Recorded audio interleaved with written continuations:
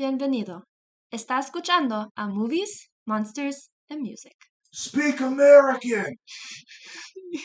You're listening to Movies, Monsters, and Music.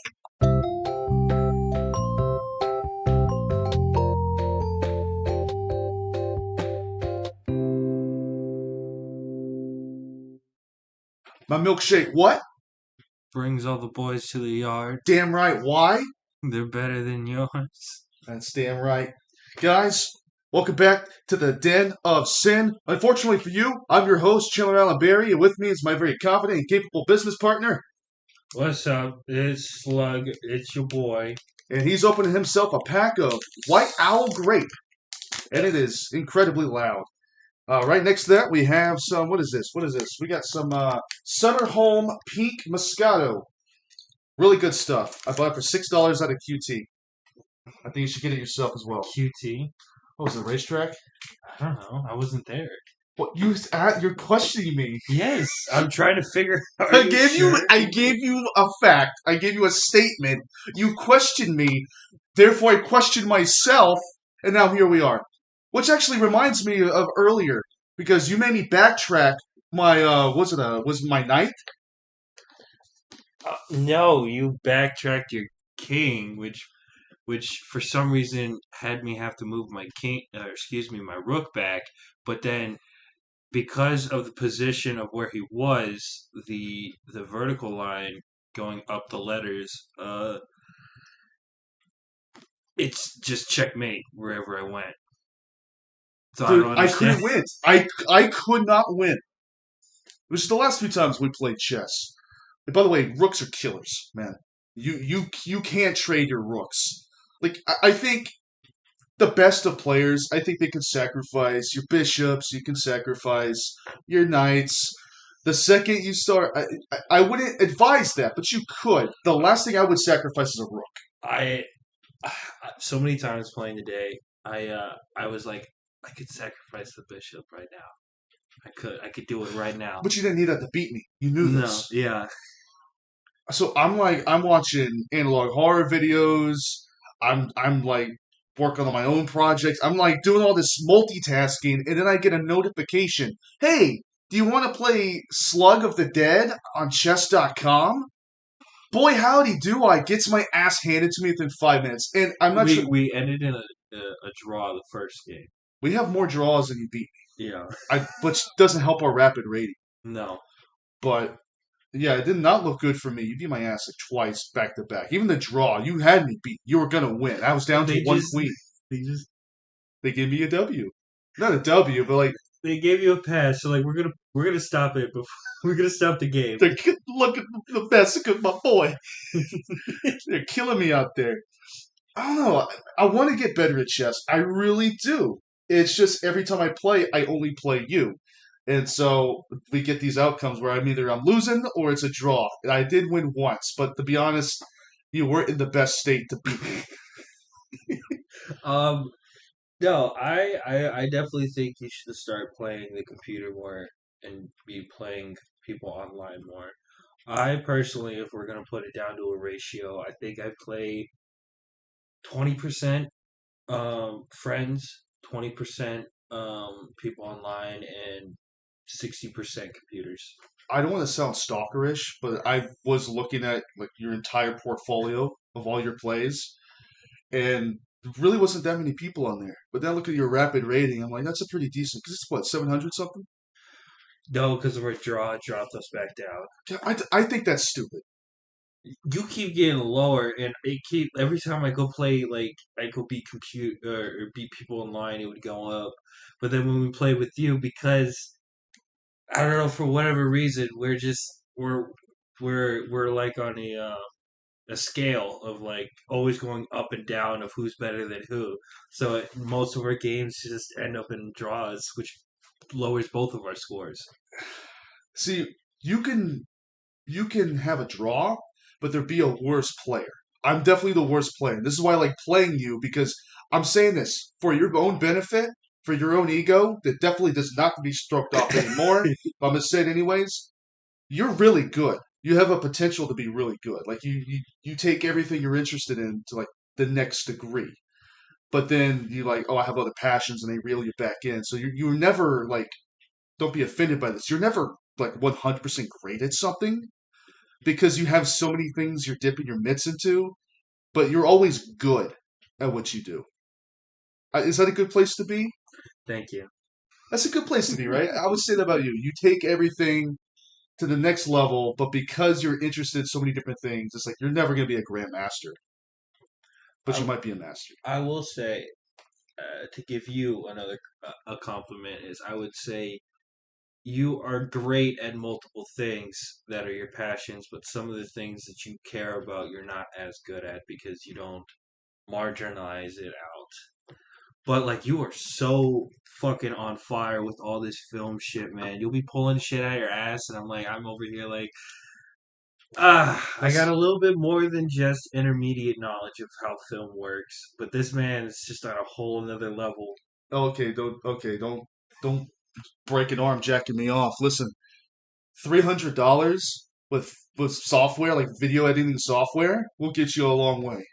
Do I think it was worth it? Hell no, I don't think it was worth it. For fucking VHS filters? No, I don't think it was worth it. But like it just for like just a few extra As you're things. sitting here wearing a Jurassic Park shirt. The first time I saw Jurassic Park was on VHS. I mean, yeah, it's the proper way to do it. That and I told you this before. I saw the third one on VHS first. Then I saw Last World.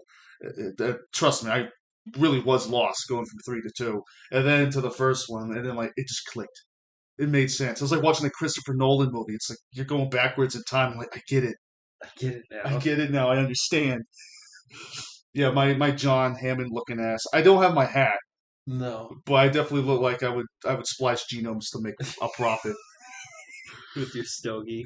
Oh no, not yet. I haven't got there quite yet. I need to take a few more sips of my Moscato, and we'll see where the night goes. But tell me when, because you've always been interested in chess, right? Yes, I think since I was probably 15.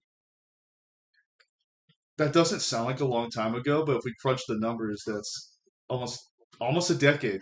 Yeah, Oh my god, almost longer a than I've decade. been doing music. Sorry, let me mute my phone. Well, that's a good idea. Let me mute my iPad. I get notifications for Clash of Clans. I'm gonna get notifications for my Whiteout Survival. God damn it! 31 minutes ago, my village was raided by Angel. I Feel will like you, retaliate. I always just put the shield up. I'm not fucking around with anybody. Like Uh, I joined my first guild or in this game is called an alliance, and I help out. I don't get involved with interacting with other alliances in terms of like sending troops to attack a particular thing. But when they're fighting wildlife or they need assistance with their research, I'm always there. I'm just you guys can do the great support. Like the other stuff. you're you're like the court jester who like really doesn't do much, but you're great at rooting people on from the sidelines. I only did it so that I could do other like I got to the point in the game where I literally couldn't do anything else until I joined a guild. And then I made a guild and then nobody joined me, so I said fuck it. Like when we play multiplayer games, you really think it's because we want to play with other people? No, No. it's not our fault that the game's multiplayer. Why can't there be a single player experience? In Clash of Clans, there is until you get your ass handed to you because you forgot to put up shield.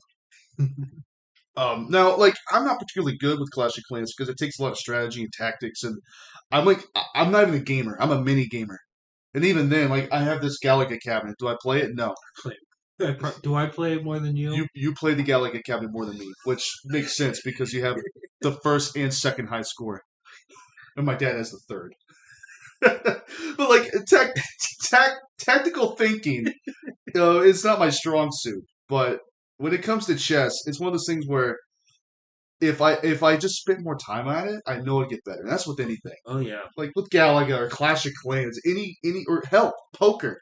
Poker is a game of luck with like very minimal think, but even that takes like a level of thought. Yeah. You have to plan things and read people's faces. There is a I'm level better of at blackjack for sure. how many. Okay, be honest. How many card games can you play like right now? Hearts, blackjack, war, goldfish. Do we continue? Do we say Uno? It is a card. That was the Yeah. question. Like About five. typical. Okay, like About I five. was gonna But say poker's three. not Poker, no. Do I watch it sometimes because the dealers are hot? Yes, absolutely. But did you see that one chick? I was watching the World Poker Tournament the other day, and there's this chick who had her just whole bosom hanging out, her whole breast just sticking out of her shirt, and there's this young guy next to her who was just like trying to keep a poker face, but he just like keeps looking at her tits on live TV. And she knows what she's doing because she'll like pump her chest out to make sure he could see to distract him. I don't know if she won or not. I was not That's a paying pretty good attention. distraction. I wasn't paying Shit, the attention. audience doesn't know I either. don't know either. I don't think the commentators know what the hell happened. Who knows? Uh, I've always been fascinated with um, commentary. Not like being one, but like how do you how do you fucking be a commentator for like? Because you've seen like there's leagues of mini golf, right? mm, How do you fucking commentate that shit without just you can't do it seriously. You have to have fun with oh, that. to me, it's esports. The people commentating over League of Legends, like it's like blood sports back in gladiatorial times in ancient Rome. Like, guys, like you have to. They get these like 21-year-old hipster looking motherfuckers who are probably half high doing these definitely not like now, but like you get them doing these commentaries. I'm like, these kids are still in high school, some of them, and you got them live streaming them talking about this game. It has no aura of professionalism. Hell, even recently the chess tournaments I've been watching, they've been live streaming it from home. Some of it's funny, it's very down to earth, but when I think of chess, I think people in suits. I think very regal, very professional, good sportsmanship. Even though I think the chess community is super fucking toxic. Who's the who's the guy you said that was like me in the Queen's Gambit? It wasn't like you, actually. It was okay. I think it's like both of us. If I have to use ourselves as examples, there's this guy called Benny Watts in The Queen's Gambit, where like you see the lens through Elizabeth Harmon, and all these people are fictional, by the way. I had to look it up because like it's so well done, and so you got this chick, Elizabeth Harmon, who has this very regal presence about her. She's going out to clubs, going out to other countries, Paris, the Soviet Union. You got all these high class places, Vegas, lights and glamour. And then you got Benny Watts, who's this cowboy looking guy, probably younger than us. He goes around wearing a duster with a cowboy hat, and he lives in this real scummy apartment in New York City. And it's just like this clash of worlds where you got this very glamorous lifestyle and the very intelligent look that chess players have, and you have this fucking Benny Watts guy. It's the same actor who played Jojen Reed in Game of Thrones, and I really think he should be in more roles. But I bring that up because like for you, for example, there's so many passions you have, like chess. That if someone looked at you, they'd be like, this guy does not play chess. That would be of course, that'd be the first thought. If I looked at you on the street, my first thought would be that guy doesn't play chess. That guy, that guy probably calls a rook the castle. I, Could you imagine being that guy? Because I can't. you aren't that guy. You are not that guy. Thank you, I appreciate that. I was 3 years ago, probably, but I have a renowned interest in the game of chess. Not because of the show, actually. I watched the show because I got back into chess. But what's so weird is that like you and me started talking about chess almost at the same time, to the point where it's kind of freaky. It's like when our wavelengths crossed paths and we started talking about Kirby. Yeah, That's that just, was that one.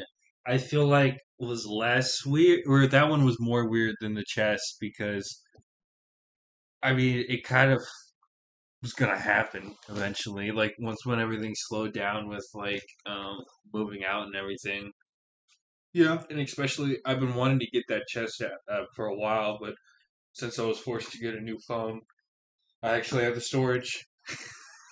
It kind of scares me though how much of our day to day lives or like life decisions or thought patterns are dictated by the YouTube algorithm. Because we get recommended a lot of the same videos. Yes. Regardless of what our feed actually looks like, we just get recommended the same stuff. And I like this thought has been encroaching on me. Like Oppenheimer did not really fill me with existential dread because it's stuff I already knew. But this thought crept into me a few weeks ago, and I've just been like stuck on it. The idea that what if ideas are like a disease? I mean, and I'm going to use words like virus, just to simply imply that it spreads. Like ideas spread, and they infect people who have quote unquote weak immune systems or simply weak mental fortitude, and they get ideas, and all of a sudden they get interested in it because other people are interested, and because we're a social group, a social species. When other people are enjoying something, it's like, well, what am I missing? So you get interested into it, and then you start spreading to other people, like friends, family, and all of a sudden this whole idea is spreading. I'm not talking about religion. So look, don't get too excited. I'm not talking about religion. I just mean like concepts or like, okay, that's religion. Like video games, like League of Legends. I never bid it. I never bid it. I've never played it, nor have watched anything on it. Even when like Jack or PewDiePie or any of those guys would play it, I'd never watched it. They have like hollow dancers on stage. And it's too futuristic, man. It's so weird seeing stadiums full of applauding people talking about a video game. Like I love video games, but like it's just not that serious. But all of a sudden, I change my tune if it's like a checkered board, and you get people in business suits sitting there for hours, not talking to each other, not even like acknowledging each other's presence, moving pieces every once in a while on the board. I'm riveted. Now that I'm thinking about it, I probably would probably shit breaks like in excitement for watching like two like of the world champion Galaga players. We've got a huge projector and it's like an auditorium and they're racing each other to go to the world record. And then Yeah, I'd be fascinated by that. because it's like it's a simple game, but they're where you shoot and where the computer tells the bugs to go can vary. Oh, not indefinitely because it's a cabinet, but just enough to where if you do something slightly different than what you needed to do, when you get to the higher levels, it can completely change the not only the time that you arrive to the particular score, your score, or how many lives you have at a certain point. There's so many, like like in terms of a cabinet, I feel like to me Galaga or Centipede are probably the most, and then fuck it, I'll put Tempest on there. Good choice. A lot of bug based cabinets, but I really feel like those would be like. I feel like the beginning part might not be as interesting, but by the time they get to the high score, most of the liquor probably hit by then. The whole crowd would be like, yeah, Dude, it would turn into an Axl Rose riot. yeah. Be burning police cars because someone hit a high number. There's a I lot want to of do that now. burn police cars or play Galaga. Or No. go watch the greatest play Galaga. Just put on a Galaga competition. We'll do that later. Even though you have to get up early for work. Relatively early. Yeah. Because, of course, we're recording this super late. The sun will definitely be up by the time you have to go to work. But for me, that's early. The sun is not an indicator for me to arise. I'll tell you like that. But with Galaga, there's too many. You didn't get off my couch till I was going out the door from work. Well, I tried to leave at 11 a.m., but then I thought, like, shit, I can't lock it on my way out. I had to wait for you. And also, the cats kept me up all night because, like, they would make sounds. And of course, in my dazed confusion.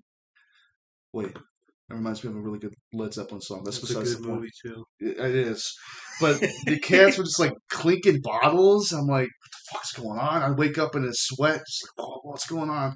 And I'm like, Milo was there, and I'm like, I'm comforted now because your dog was there to protect me from those rapscallion cats. Oh my god, my cats are crazy. But the variables in Galaga aren't as many as say like chess, for example, because like in Galaga, it's numbers, man. Like if you boil it down to its most basic premise, it's all about knowing where to move and when to do it. And once you memorize that, it's all muscle memory. You just move where you have to go. But with chess, you're accounting for, oh, this person's not going to move the same piece the same way every time. I mean, okay, like generally speaking, that's what chess is. The pieces all move the same, but like you can't account for when they're going to do it, how they're going to play their pieces.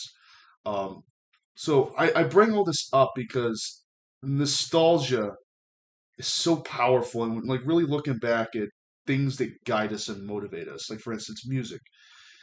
A lot of music is based and rooted in nostalgia.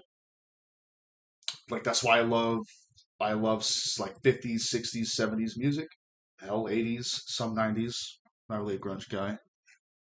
Kurt Cobain doesn't do it for me, but No, but it's like sorry. I'm sorry, guys. I don't know what I'm to not tell a you. grunge guy. As much as it pisses off my guitar player, He is obsessed with it, man. he was there. I know, but like, isn't that weird how we weren't there Yeah. for certain things and we have opinions? So like, I really enjoy the time period of the 50s, 60s, and 70s. There's just so much history happening, and all the songs are reflecting the changes and the cultural attitude that's going on. And for me, that's real fascinating to explore and get to that mindset. But like playing chess, it reminds me of my uncle, for example. He was a really big chess player, and now he's in a state where he can't do it. And you know what they say: if you can't do, you teach. I've told him, if you can't play chess, well, you'll teach it somewhere. But yeah, it reminds me of my childhood. Does chess give you that kind of nostalgia? I didn't play it that young.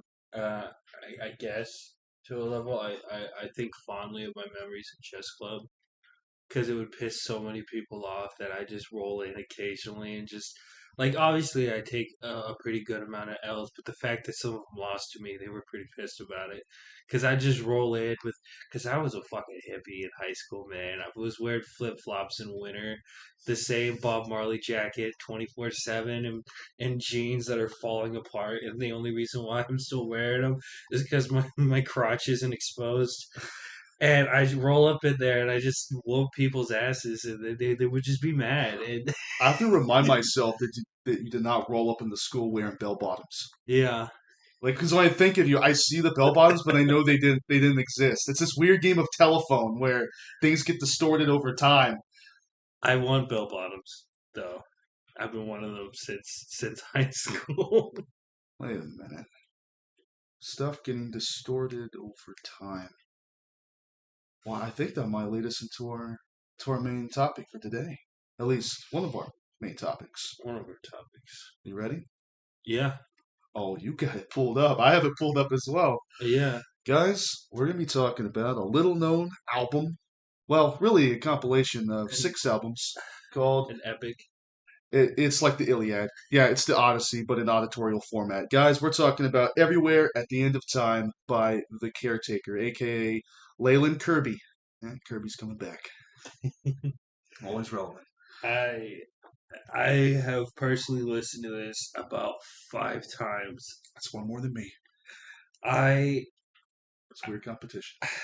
I don't remember where I first heard about it, but the first memory I have of it, because like even before this first memory, I've listened to it, but it really, I guess that's not a right way to word it. I remember the feelings and everything I felt the first and second time I listened to it, but the real core memory is when Windigoon was talking about it. And I'm like, I've actually listened to that album already. On your own volition, Yeah, I've already at that time I've already listened to it twice. which is a weird thing to do on your own when you think about it. Yeah. Because a lot of people, as we are talking about, it's the zeitgeist. They get infected with an idea and they go out and spread it and propagate it. So, like for instance, Barbenheimer, big cultural phenomena. But if people didn't spread it, then it just wouldn't catch on and it wouldn't have been as profitable or as popular, right? So, Yeah. for a lot of people, their exposure to Everywhere at the End of Time is word of mouth or seeing people make dissertations or video essays or like 7 hours longer than the album itself. Which by the way, wasn't released all at once. It was released between 2016 and 2019. And, Damn. and it really That's pretty good. yeah, and it got pretty big around 2019. Leyland Kirby also released in 2011 an album called An Empty Bliss Beyond This World. And it was because of the success of that album that led to him endeavoring to make this project. Now, are you familiar where the Caretaker derives his name? No. Stanley Kubrick's The Shining, which was a big influence. So, in The Shining, they had the big ballroom scene where they were playing like 20s music and big band music. Yeah. Well, in The Shining, Jack Torrance, of course, played by Jack Nicholson, was one of the most iconic roles. He is the caretaker of the Overlook Hotel. That's where Leland got his name from as the caretaker, as he took it from The Shining. And I'm like, you can kind of just see the inspiration of that plastered all over everywhere at the end of time. I think it's pretty evident where he gets these influences from. I fucking love Big Band, dog. It was so cool is like even for us when we listen to this album way too many times, who just sits down to listen to these for I listened fun? to this at work one time at Kroger. And you listen to it again at work. Yeah. For this episode. We've listened to it way too many times that a mortal soul should ever experience it. But we recognize a lot of these songs, but because of the distortion and the grain and the crisp, it's like our brains don't immediately recognize some of the songs. Like Heartaches is a classic by Al Bowley. Of course, we recognize that. His 1931 piece. I think most people are familiar with that song before this, but there's a few others on there. I'm like, I know I recognize that, but I can't tell why, which plays into the greater theme of you don't remember words, you just remember sounds and how they made you feel, the emotions that provoked, and then slowly distorting that over time. It's like even for us, like we have most of these songs, the originals that this was sampled from, saved to our Spotify playlist. My Big Band playlist. Do you specifically have a Big Band playlist? No, but after this, I'm gonna make one, and we're gonna link it on the Instagram page. Slug's Big Band. Please do that. We make a lot of empty promises on this show, but please do that. Just like I was like, oh yeah, I'm gonna be more active on the subreddit. You know what? I'm gonna surprise you all. After this episode, I'm making you a promise. I'm gonna put something on there you're not gonna forget. Okay, look, I got a new phone and I'm having difficulty logging into all the socials and everything. What's your excuse? Laziness, chronic laziness. Oh, Willow, you have an experience with Everywhere at the End of Time, right? Yeah. I'm guessing it wasn't a positive one. No. Is it for anybody? Let's be real with ourselves. Now, we're gonna do this phase by phase or stage by stage. There's 6 stages, just like cancer, and we're gonna go through these and analyze. I remember the stage 7 comment on our bonus episode where we started asking you ever used to apply? And you're like, no, really just 3 or 4. And I'm like, is there 5, 6? Is there 7 ply? I didn't know you were recording. I'm like, oh, is there 5, 6 stages of cancer? Well, this is the 6 stages of Alzheimer's, which is this album's trying to replicate. Now, I think it's been done to death. Honestly, it's one of the most over-talked. I don't think it's overhyped. I wouldn't say it's overrated, but I do think it's one of the most overanalyzed pieces of modern media at this point. So, like, saying like, "Oh yeah, it's representative of Alzheimer's." No shit. I mean, it's talk to death. But the way you're supposed to experience it is it's all emotions. It's not really anything other than that. Like the subtext is there. You already know what it is. You experience it for yourself. Me talking about it, is it going to convey to you what you need to know? If you haven't listened to it, there's nothing I can say to tell you what's going on or how to feel. You're just going to feel it. And it's definitely not one of those pieces where you can just come back to it. You have to finish. Because when you go back to it, it could be in the middle of noise rock. It could be in the middle of perfect big band. It could be in the middle of big band being recorded on a tin can, and then there could just be silence. You have to listen to it to its entirety. This is what I want more media to be like. You experience it. I don't need it all to be a 6 hour Epic. descent into absolute madness and insanity, but I want to have moments where I'm like, I'm never gonna forget that. Like the first time I went on the Goliath at Six Flags and that woman's weave came off and hit me in the face, I will never forget that shit. Just like you, I had an out of body experience on that ride, probably for a different reason than you. But all that to say that media nowadays, like with Oppenheimer, like with I love Barbie, don't get me wrong, but like I want media to be something just like you feel that. Like fuck the plot, fuck characters, right? It's all about how it makes you feel. Like this is like psychedelia avant-garde. Like it's not psychedelia, but it's like going through a trip. In fact, the only close parallel I personally can bring this around to is Pink Floyd's Metal album, which the big song from that one is Echoes, which is their big like 22-minute long, 23-minute long song. And famously, they played it live in Pompeii, where it's this grand epic about life. At least how I feel. There's very few lyrics, but how I feel doing minimal research on the song. When I listen to that, the music itself is paint on a canvas, and it paints the picture of life forming on Earth, struggling to come up to the surface, and through all the adversity and all the hardship, life just to quote Ian Malcolm, I think for the 20th time on this podcast, life finds a way. And it's this brilliant billion-year-old epic of mankind finding its place on Earth. No one showed it the way, so it's definitely taken like an atheistic approach. Like mankind didn't have someone guiding us; that we simply, on our own volition, made it to this point, and we faced the hardships and we overcome them.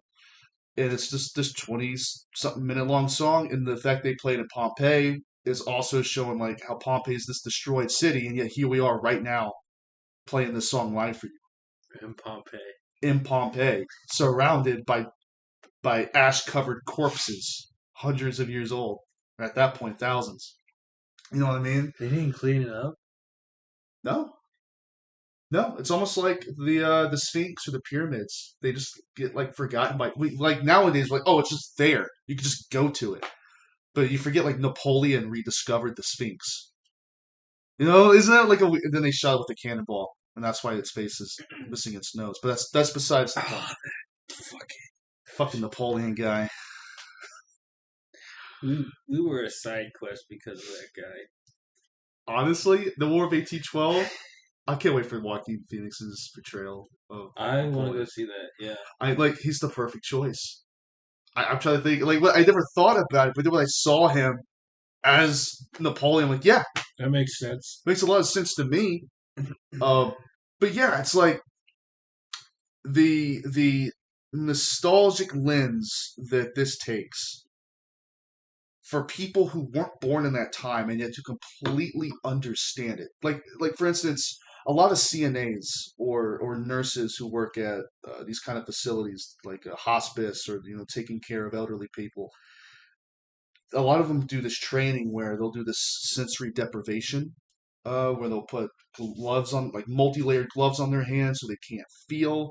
They'll put goggles on. It's almost like the Russian sleep experiment. Not, no, which one am I thinking of? You know which one I'm talking about. That one creepy Gateway to the mind. Yeah, Gateway to the Mind. Where they put on the headphones so they can't hear, they have goggles so they can't see. And then they start yelling at them and telling them to do stuff.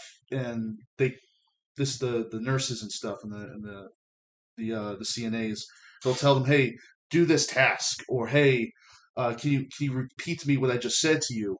And they're so discombobulated, their senses are so deprived that they don't know what they're doing, and it's a perfect window into what it's like for the people they're taking care of.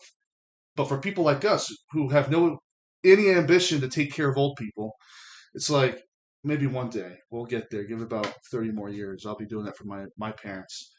That's a scary thought. Trust me, this episode's gonna be full of a lot of scary thoughts. Um, but it's like it's this window into experience it for us. This is how we would experience complete mental degradation. You ready to do it stage by stage? Here we go, man. Buckle up. This Stage one. This is gonna be a heavy one. This begins with the most famous track, and it's "Heartaches" by Al Bowley, 1931. And I gotta say, it's a cozy track.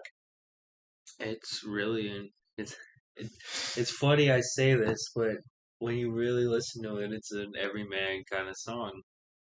I was not expecting to say that. You want to elaborate on that one?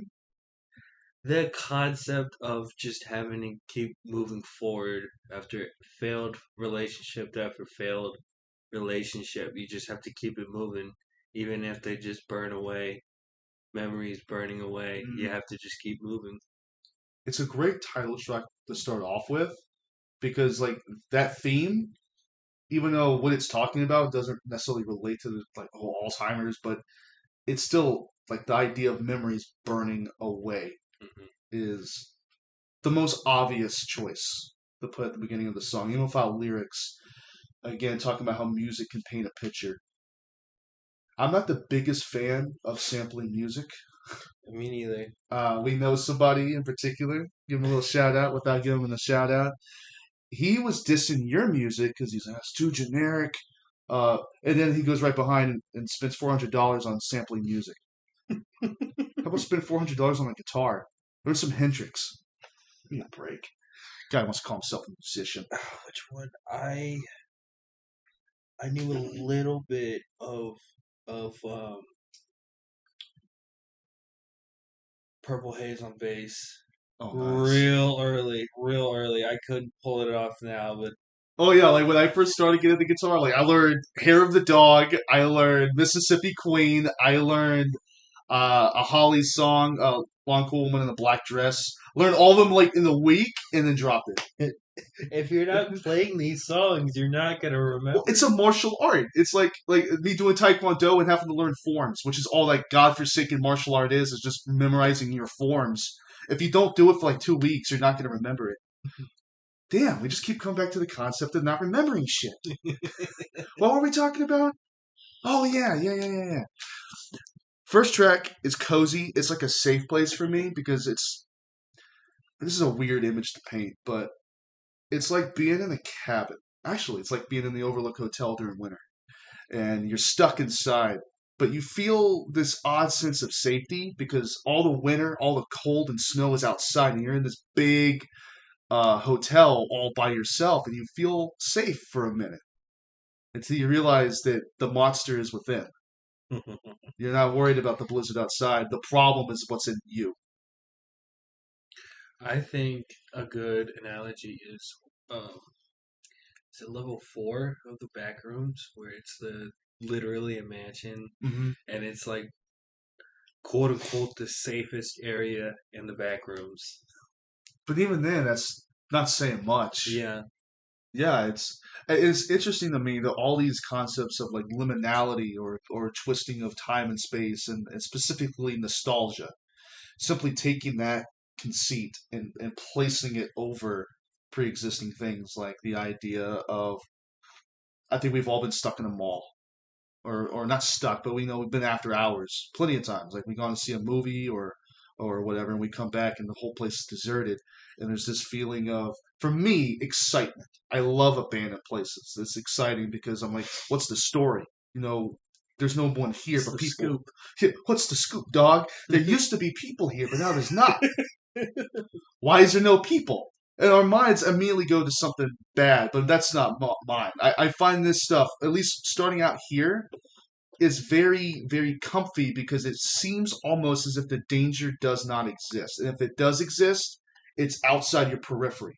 It's not a threat yet. And this song has this sense of building dread that is not immediately present. But the longer you listen to it, you're like, okay, something's wrong. And I love that feeling. That feeling, it starts cozy and it doesn't like this first track doesn't really change all that much, but as you start getting to the back half and it starts looping and repeating itself as songs do, there's nothing weird about that. but the more you're stuck with your own thoughts because there's no lyrics, you're filling in this empty space with dread.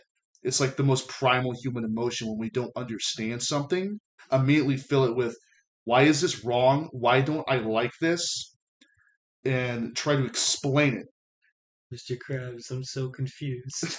You said me so many times. God, I love it. It's my profile on my chess game.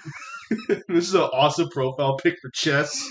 Mr. Krabs, I'm so confused. All right. But it's really wholesome in a way. I really think it's just getting you comfortable to be able to accept what's happening next. It's the acceptance stage. Yeah, Yeah, it's it's a little too early for the acceptance because I think it'll. yeah. No, it says here. In fact, let me read it. Stage 1 says, "Here we experience the first signs of memory loss. This stage is most like a beautiful daydream, the glory of old age and recollection, the last of the great days." So it is comforting. It's supposed to be comforting and make you think back on fond remembrance. Now that does change by the end of stage 2, but we're not quite there yet. We have so that's A1. It's the first song. A2 is We Don't Have Many Days, and I still dig it, but this one is completely different than the first song. Where by the end of the first song, you're like, okay, what's up? This one is okay. Something I don't like this. Something weird. And again, I recognize this song, but I had to go back and actually do research because I remember Heartaches. Mhm. This song I wasn't immediately familiar with, but then when I found what it was sampled from, I'm like, oh, that song. Which is it's so cool because I'm like, I recognize this song, but I don't remember the words. So I can't even fill in the void with my own lyrics Right. because I don't remember that. And I'm like, this wouldn't work if it was sampling like 80s or 90s music or music we would be really familiar with. By using songs that we've probably heard in passing and didn't think twice about is probably better for our generation.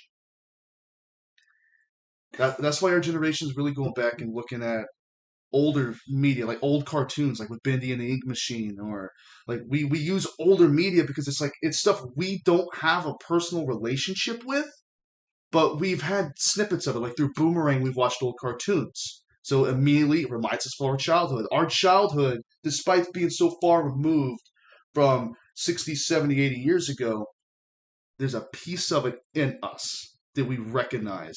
But because we don't have this intimate relationship with it, it confuses us. Like St. James Infirmary, I first learned of it watching the Betty Boop. Literally the Betty Boop episode that has it in it. Mm-hmm. Not all the covers and everything I've heard of it. I later found those, and I kind of like a lot of them a little bit more because they have more folk, that swamp vibe to them, that Louisiana Cajun jazz. The Cajun twang. Oh my god, it's so good. I But love yeah, I've always like I think for me personally, I probably have had not a dissimilar, but probably less likely because my parents would always give me like bargain bin 150 old cartoons, and all of them except for like 30 of them were in black and white, and I'd religiously just watch them over and over and over again. When I found out Adam Ant wasn't just a cartoon ant, but also a singer, blew me away. Because when it's like someone's like, "Hey, have you listened to Adam Ant?" I'm like, "The fucking cartoon ant." I thought that's what they were talking about. I didn't know the guy was a singer. You know how many fucking people told me, who the fuck is Mighty Mouse? Who? Who would come up to you and say, "Who's?" It's self-explanatory. It's right there on the package. What do you need? So we move on to A3, and A3 is late afternoon drifting. Again, I think of sitting on like a sunroom settee or like a porch long chair, just sitting there looking through the screen at the palms on the other side, just daydreaming. Like my whole life led me here, but I don't remember how I got there.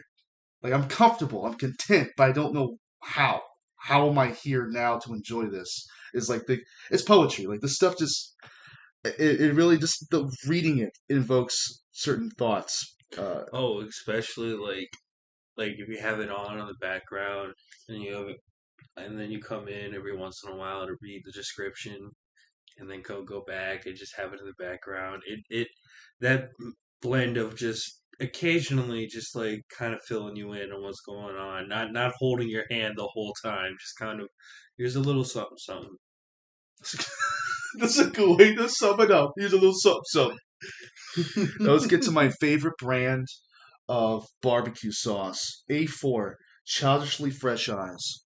Now, I think that's pretty evocative of what it's going for because, like, having actually seen people go through not necessarily Alzheimer's, but through their last stages of life, watching the life drift away from their eyes, they do become children. It's like Benjamin Button, which I think that's a perfect allegory for how we all, in the end, just become children and we're in diapers.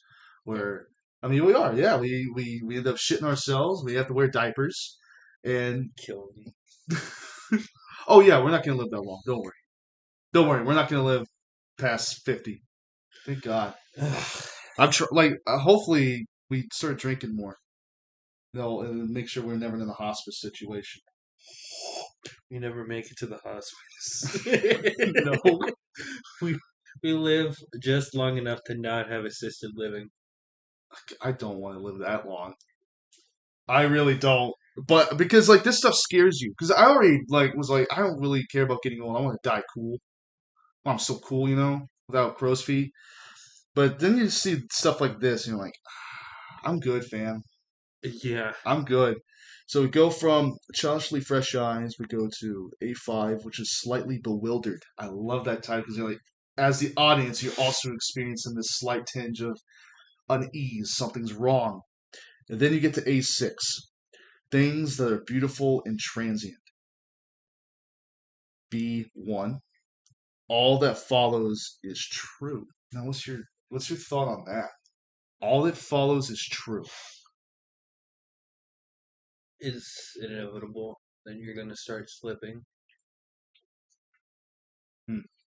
I think that's the truth in all of it. Is that even without Alzheimer's is an extreme of something that already happens. Is that as we get older, we start forgetting things. Yeah, Dildo Haggins also had old timers. You're right. You're right. Yeah. When I first read that, my interpretation now that you say that, I'm like, yeah, that's probably the correct way to go. But my thought was like the visions and the memories that follow is like you remember these things happened, but I mean you can't fill out the details. You just know these events are true, so you You cling to can't them. confirm. Yeah, You can't confirm. you can't confirm or deny. But you can. You can confirm that these things happened, they're true. So your mind latches onto the few things that you remember, and you're holding onto it like a life buoy in a stormy sea. You're clinging to it because like, okay, I know this. I remember this song. I don't. I mean, that'd not be too bad if the last thing you remembered is Al Bowley's Heartaches. I think that's pretty. That's God, nice. that would be a really sad passing though. Well, It's his last memories, his memorying of all the love that failed him in life. well, yeah, he probably met his first wife, or maybe hell, they even played at his prom. And like when he went to prom, he met his sweetheart, and they danced there, and that's when she left him. So it's this bittersweet. Like I met my first love there. Hell, I lost my virginity in the bathroom afterwards. But like this song was like both the best and worst part of my childhood, and that's something he might go back and try to remember. I love how we're giving this guy a history. I mean, you There's have lore. to. We're filling in the guy's lore. Even though this is supposed to be representative of everybody, but that's no fun. You just gotta make it one man. Ooh, an autumnal equinox. Quiet internal rebellions. Ooh. I like the name of that. Quiet internal rebellions. You're fighting against it. You're saying you know, but you don't really have a choice in the matter. The loves of my entire life. Oh, did you have a And thought? it's at this particular point, the audio starts slipping. It's barely music. Now, it should be noted that I will be referencing Echoes again because it follows the same structure. I don't want to say story structure, but it's not. It's that's not saying that it's not though, because for instance, in Echoes, might as well get out of the way now. Rip that band-aid off. It begins very coherent. There's a rising. There's a building. And then it kind of sinks beneath the waves and then invokes this murky depth of like going down to a graveyard at the bottom of the ocean. And uh, Gilmore does this crazy ass thing on guitar I've never heard like anyone else do, where he makes the sound of seagulls on the. It's crazy. He makes these haunting sounds of seagulls on his guitar. And David's just in the same vein as Hendrix, just like an electrical alchemist. But as it gets to the depths, it lingers in that middle portion probably for most of the song. It's like 10 minutes of just haunting noises. It's like being on a dark ride of like the haunted mansion. It's spooky, it's scary, and there's not really a song playing. But then the tempo comes back. The rising that the song began with is coming back, and then you hear the ripples in the water where the song Echoes derives its name, and where Metal, the album, gets the artwork from. Is it looks like an ear submerged underwater with droplets falling on it. You see the ripples, like ripples in time, or such as. Such a fucking Wendigoon thing to say. Such as. I've been watching them too much. Um, yeah, and I bring that up because when the song ends, it brings it around town, and finishes that real strong.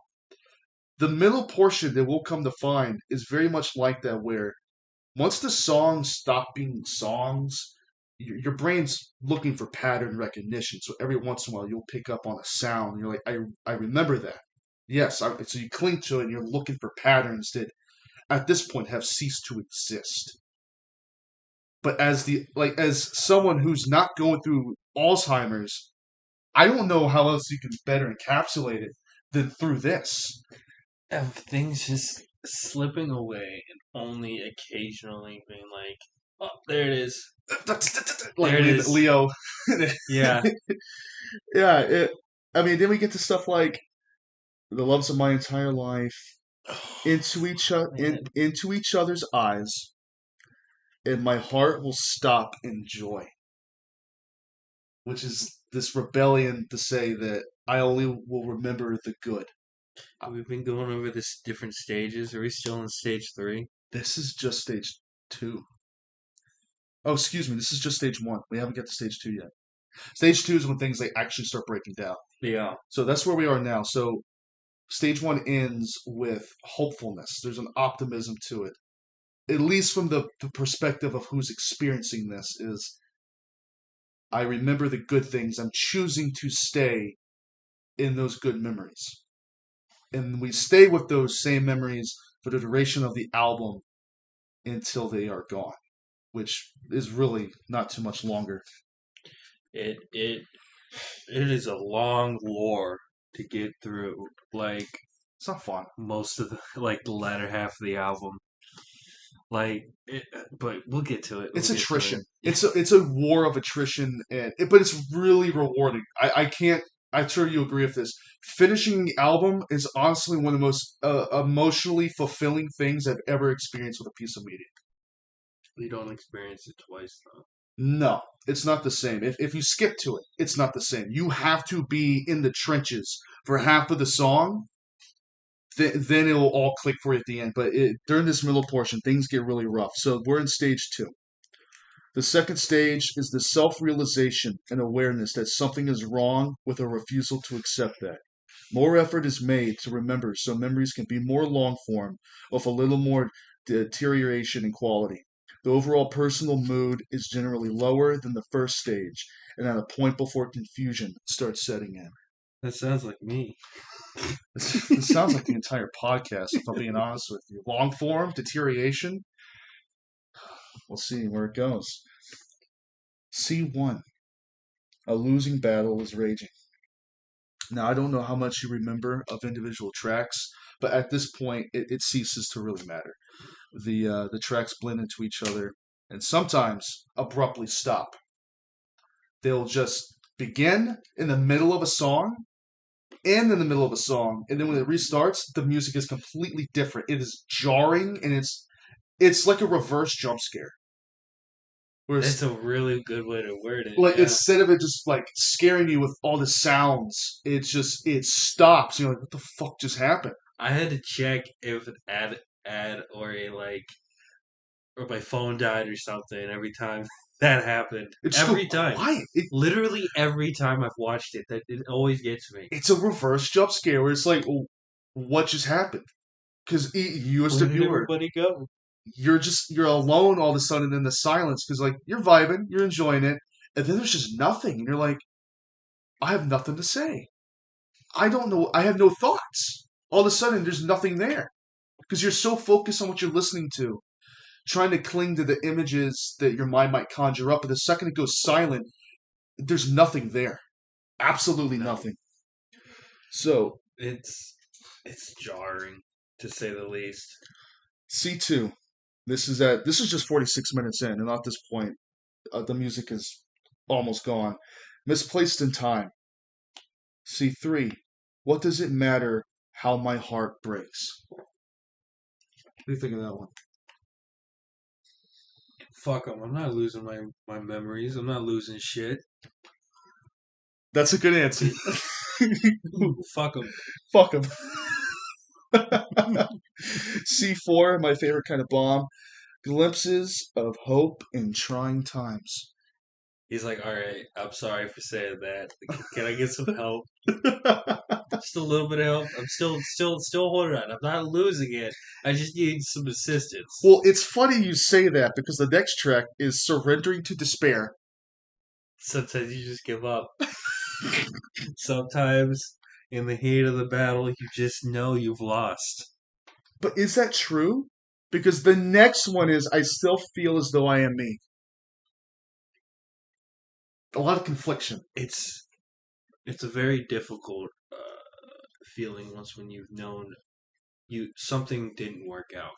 Whether it's like you didn't go down the right path in this video game to get the ending you wanted, or you really saw yourself working for this company for a long time and they fired you, or even in a relationship you invest so much time into it and then towards the end you realize this is gonna be over.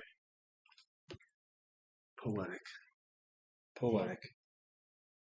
Quiet dusk coming early. It's kind of the same feeling in the ending my point, where it's not it's like an opposite of the feeling of melancholy. You know you want to hold on to it so much, but you already know you're gonna let go. There's comfort in that. A little bit, yeah. Like those days where, I mean, we've all had those days, some more than others, but when you're just so tuckered out from just whatever's going on, just the daily drudgery of life, and like you get home from work or what have you, or just a really taxing experience, but the sun starts sinking, you're like, I can go to bed. Like there's excitement with that, where like your heart and your head are so heavy, you just can't wait to lay down and go to bed. And there's this excitement when you finally lay down, and there's just nothing there. You know what I mean? Like there's no thoughts, there's no emotion. It's just like I can rest, and there's comfort in that. There really is. What I love about this section is that there's this ebb and flow of confliction. The beginning stage one does not have this sort of confliction. It's like almost contentment. But then when you get to stage two, it's from optimism to holy shit, I'm gonna die. Almost with like it's just like car brakes hitting, just like there's no transitions. Just boom, boom, boom. Immediate conflict with the self. It's Like when I hit the tree. Thank God you didn't wrap around that damn tree. How are you here? God lets you live so you can talk about this album. That's why you're here. Let's see. So sad. Last minutes of pure recall. I'm sure you had last minutes of pure recall right before you hit that tree. No, smooth brain. I'm ready to go. Oh, this is happening? Yeah, like literally. Finally, is this real? The sweet release of death? I'm not even fucking with you. I genuinely was like, I'm okay with this. Well, isn't it everybody? Like, if your brain has the time to process it, you don't have a choice. What are you gonna be like? Oh no, I'm not ready. No, you're like you don't have a choice. You better be okay with it because you got approximately 0.5 seconds. It's not a choice. You're gonna fucking die. I'm so sorry. Um, yeah, was it a moral or Gorgoroth? I'm so Yeah, sorry, Gorgoroth. you fell asleep listening to Go Rough. Don't tell them that. They'll probably beat you up. That you know what? Would that be a more preferable way to die? Getting beat to death by a black metal band. 2 times your life was almost ended by this band. I'm starting to see a trend. Denial, unraveling. Acceptance. The way ahead feels lonely, which leads us to stage 3.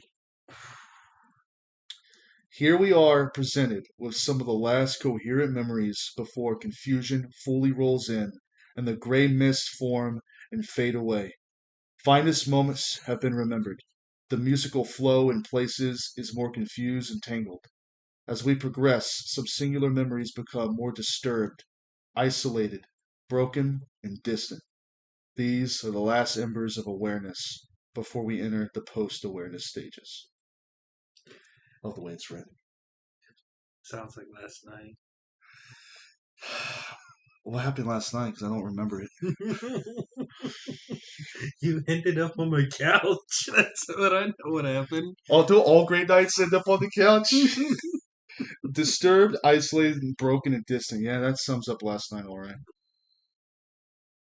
Speaking of Benjamin Button, the first track on this, which I don't remember the first time listening, is Back There Benjamin, E2, In Heart Breaks, E3, Hidden Sea Buried Deep. Ooh, I like that because the layers, it's implying layers here because almost like with my analogy with echoes, how it feels like an ocean that you're drowning in to imply that there's an ocean beneath the ocean you're already drowning in. It's so weird describing it like that because I feel like it starts on the ship and then you plunge into the ocean and then towards the end it really gives me like Fallout vibes. Of Where you, course it does. okay, just hear me out, all I'm right? listening. I'm listening. All ears, buddy. Go ahead. So imagine you're just walking through the wasteland. There's nothing. There's just only faint figures of people. There's faint figures of buildings, and you have just the slight in a distance. You're hearing music that you recognize from a long time ago. Okay. That's just Okay. that's the ending of this until you just stop walking and accept it. It's so fucking depressing. It's so depressing. Oh my god. Which one were we on? We were on Libet's All Joyful Camaraderie to the Minimal Great Hidden. Ooh. Like it's like Ooh. the bottom of the murky ocean is kind of like noise music. You see what I mean? It's like when you're at the bottom of the ocean, or like if you submerge yourself in water, things get distorted, sound doesn't flow properly. So I really think the best way to give a visual to this is like drowning and going deeper and deeper. I really think that's the biggest parallel I can give it. Seeing the light from the surface fade away. Yeah, which you will see that light again as we near the bottom of the ocean. Which I do want to say, uh, when I was right as I gained consciousness, so I was probably 4, as most people gain consciousness. I was playing Pee Wee ball. I was playing T-ball, and one of my early memories is going to a pool party after we won. I say won a game. I didn't do shit, dude. I was over there like picking bugs out of the grass. You're the kid who's like, we get ice cream after this for free. Yeah, And it's like when that's he why I'm gets here. you. Yeah, I play music for alcohol and women, like those kind of people, like Robbie Robertson. Rest in peace, buddy. Rest in peace. R.I.P. Ronnie. Yeah, call him Ronnie. In Uh, my heart, he is. but I was at this pool party that I did not deserve to be at because I didn't do shit. And this kid, I don't even remember if he was on my team or not. Some kid ran up and it could have been the devil himself for all I know. This kid ran up and pushed me into the pool. And because I just gained consciousness, I don't know how to swim. And it's probably like a 4 or 5 foot deep pool because it was in someone's backyard. It's not that deep. But for me at the time, I sunk like a stone. I was already on the bottom of the pool. And the craziest part about it was when I remember it, when I recollect it, it lasted like an eternity. It's crazy that your consciousness story is so traumatic. Like mine, I ran into so you know the glass sliding doors and they have them all over the place, but everywhere I've ever seen them is in Florida or on like a coastal town. I had one in Lawrenceville. Yeah, it's almost just like Plankton no Patrick's episode where he falls on the cliff and they put on a new brainstem and the cord connected. When I hit the glass wall, the the cable went in. Is that one of your earliest memories? Yes. I just remember pain and then seeing that, oh my god, I just ran into a glass door. I think it's probably even more comparable to like Squidward getting his face smashed. The second you smash your face, you became you. You became yourself in that moment. But I bring that up because time warped around me. I felt like I was down there for hours and looking up at the sun, and I remember the sun expanding until it encompassed the entire sky, and it was the most peaceful, tranquil feeling. Remember, we were talking about this earlier before we started recording. There's these moments where, like, this love of life, like, just like how beautiful the world is, sometimes it touches you in the weirdest times. And in that moment, sinking to the bottom of this guy's pool, I was like, I fucking love life, man. But at the same time, I'm like, I'm okay if I lose it. It's not my place. I just accepted what was happening. It It's felt like a lifetime. it's funny that you can spin yours into a very positive thing because the only my first emotion I ever felt was embarrassment because there was like 30 people laughing at me. Why didn't I feel embarrassed? Because my mother jumped in to save me. Well, that makes sense. It's like the dick kid pushed you in the pool. Of course, you don't know how to swim. Your mom comes save you. The kid that pushed you in is the asshole. It's like, motherfucker, half of us don't know how to swim. What were you thinking? He was never reprimanded. He was never reprimanded. And the funniest part is our team was called the Pelicans, and I couldn't Y'all stay, couldn't swim. and I couldn't fucking float. Why would you have a pool party for 4 and 5-year-olds? How many of them can actually fucking swim? Like we just gained consciousness. You expect You me like just did at that party. you expect me and I in that moment it was like time warped around me, and it was beautiful and scary, but also just like I accepted it for what it was. And I use that as an example because that's the weirdest thing is listening to this. I see that image, and we all are going to see something different. But listening to this, I went to that Hmm. one of my earliest memories, and surprisingly, I have very fond memories of that. I think, not to backtrack, but one of the earlier parts of the fighting to remember, the fighting to just exist. Uh, that's how I taught myself how to swim. Honestly, It's because the best way. I threw myself into the pool. Countless. It was a body of water. I throw myself into it, and I don't know if it was just a conscious or biology thing that I just learned how to swim because I just put myself in danger. Remember, I want everyone to listen to this to understand. We are a collection of cells, all of which want to live. We are a hive mind that works together because it's beneficial. That all of the organs, our brain, our heart, our skin, our every facet of our being to work in tandem because it all wants to live. if one part of the body doesn't know what it's doing, trust me, the others will help because they don't want to die either. They will force you to go into your lizard brain and tell you what to do. I find that to be true. I mean, honestly, I had no concept of how to swim. My body just did it. It's like you yourself, your consciousness doesn't know how to do it, but your body's like, We've been doing this for years, man. millions of years of evolution have led me to this moment. God, we can get another one now. You Teach know? another motherfucker to swim. That's how it is. So we got to your favorite band here. One of your favorites, Sublime. Are they still your favorite? They are my favorite. It's a hard thing as you get older. Like a lot of the bands you thought were your favorite. I thought fucking Green Day was my favorite band. At one point, That is news to me. I have a giant ass Green Day poster in the next room I don't remember. because I tore it down because they're no longer my favorite bands. Then it was Journey, but something that's really hard to reconcile with yourself as you get older is that band my favorite anymore? And if they're not my favorite, does that mean I even still like them? You know, it's weird to like have a tier list of things you like and things you consider your best. You know, that's what it feels like sometimes listening to music. Because like for instance, the Eagles is my favorite band because I have an emotional attachment to that because it was my grandmother's favorite. And because I never really got to know her because she passed on my third birthday of all damn days, the only way I can really connect to her is listening to the Eagles. And so for me, it's very pacifying. It's very comforting listening to the Eagles.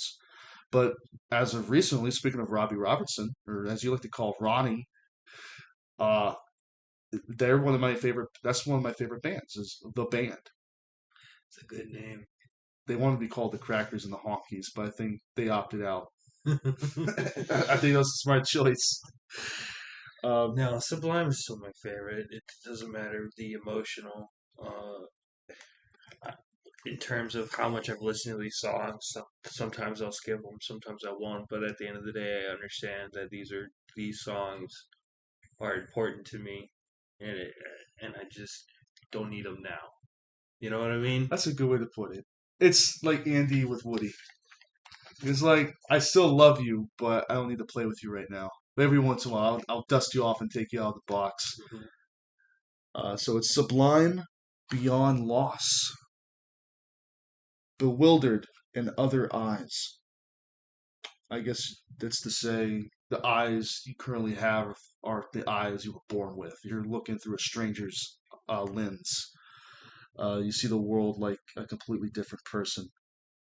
Long term dusk glimpses, again, using the imagery of dusk, the sun setting, to invoke a feeling. What is this word? Hold on. He's English, so he uses like big words, right?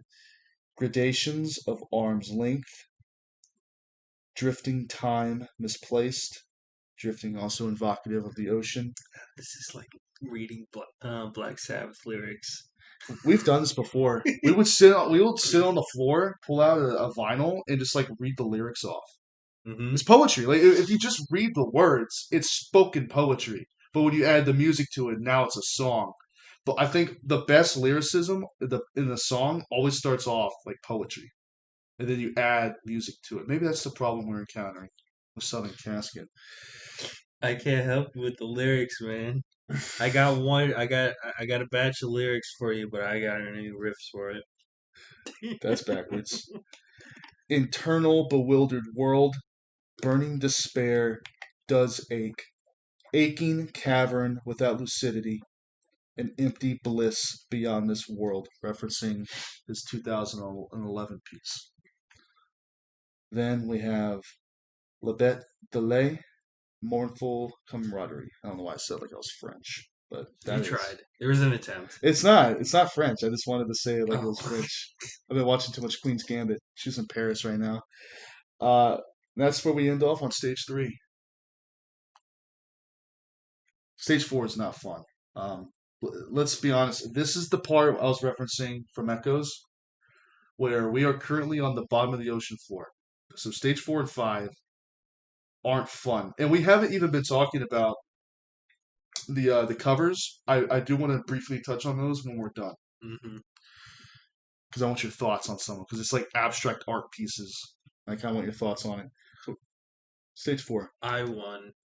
I know we're gonna get to it, but I-1 is my favorite piece out of the entire album. I-1 and Stage 6, the entire sequence.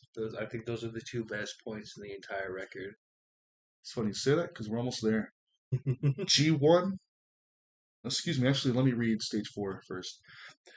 This starts around 2 hours, 8 minutes, and 53 seconds. So we're already very far in. Post-awareness stage 4 is where serenity and the ability to recall singular memories gives way to confusions and horror. It's the beginning. I'm sorry. Is it how serious I'm reading it? No, the concept, like the sentence you just read. It could continue. Confusion leads to horror. It gives way to confusions and horror. And I love that he makes the word confusion plural because it's multiple different things you're confused about. Same. Yeah, relatable. This is the most relatable album I've ever listened to. It's the beginning of an eventual process where all memories begin to become more fluid through entanglements, repetition, and rupture.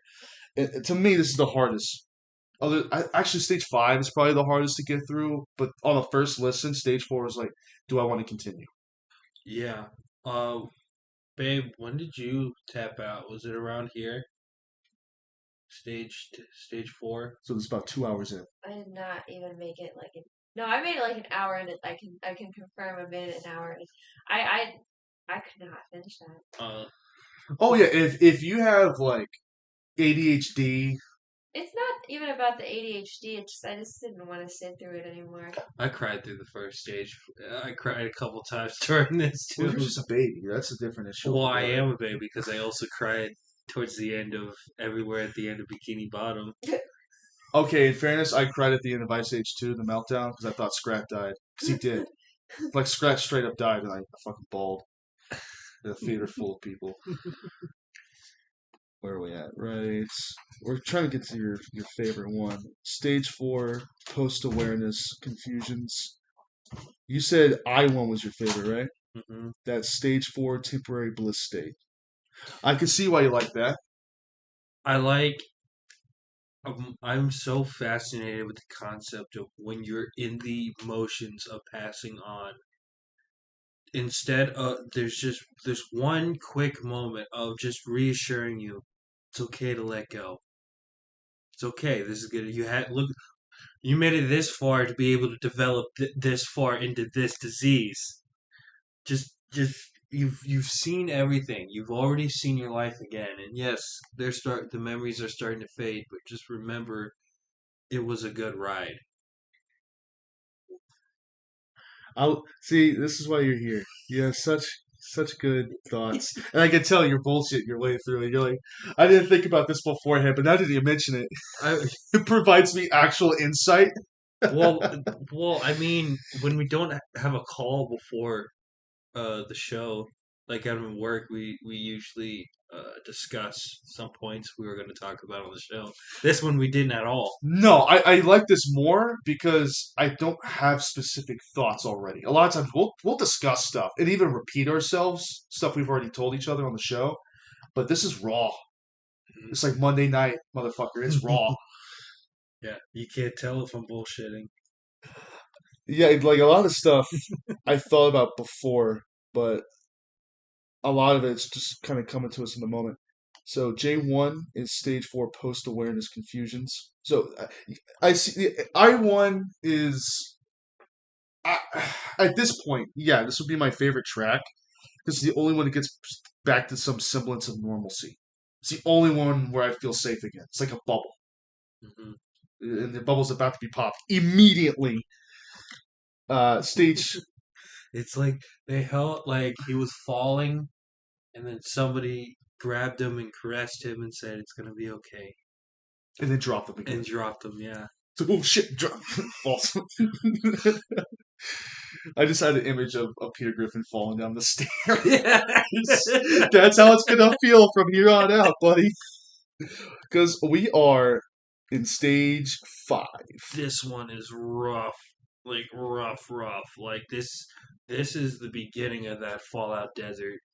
Dude, it's like I'm going to use an example that I've probably used before, but when I first read the first Dark Tower book, The Gunslinger, the first, I would say it's the whole book, but mostly like the first few hundred pages is just this journey through a desert. And there is just nothing. There's nothing but demons and death. And for some reason, this little town where they know a Beatles song. That I don't know how that fits into the lore. Don't worry about it. They just have it's this fantasy western world. Which song? I think it's "Let It Be." Of course. I think it's very basic, but That's very fair though. Stephen King was on coke, and he's just like, "What's the first Beatles song I can think of?" Boom, and there you go. But like that journey, and the only I've used other songs to explain, but like Led Zeppelin's, um, it's eluding me at the moment because I wasn't expecting to talk about it. But there's like particular Led Zeppelin songs like invoke this sense of journey for me. Not quite Dazed and Confused, but Kashmir. Kashmir is the song I'm thinking of. We're gonna straight up right now on the podcast confirm for everybody. The Lemon song is actually a really good fucking song. Y'all can go fuck yourselves. That's album 3, right? Is that Led Zeppelin? That's Led Zeppelin 2? A lot of people say Led Zeppelin 3 is kind of weak. And then everyone strokes off Led Zeppelin 4. I'm like, it's okay. I only like it because it's got all the Lord of the Rings songs on it. Dude, I think people shit on 3 because that's just what happens when you got a good fucking album like Led Zeppelin 2. But granted, I think the album art for 3 is a little weak. It's not the best, you know? Like 4 is striking. 1 is striking. 1 is, I mean, it's literally it's the Hindenburg. It's a disaster where a lot of people died. So, and 2 is just cool. 2 is just cool. It kind of reminds me of like a Steppenwolf album cover. It's got that 60s, look to it. All those albums did. But I use Kashmir as an example because it invokes this long sense of journey.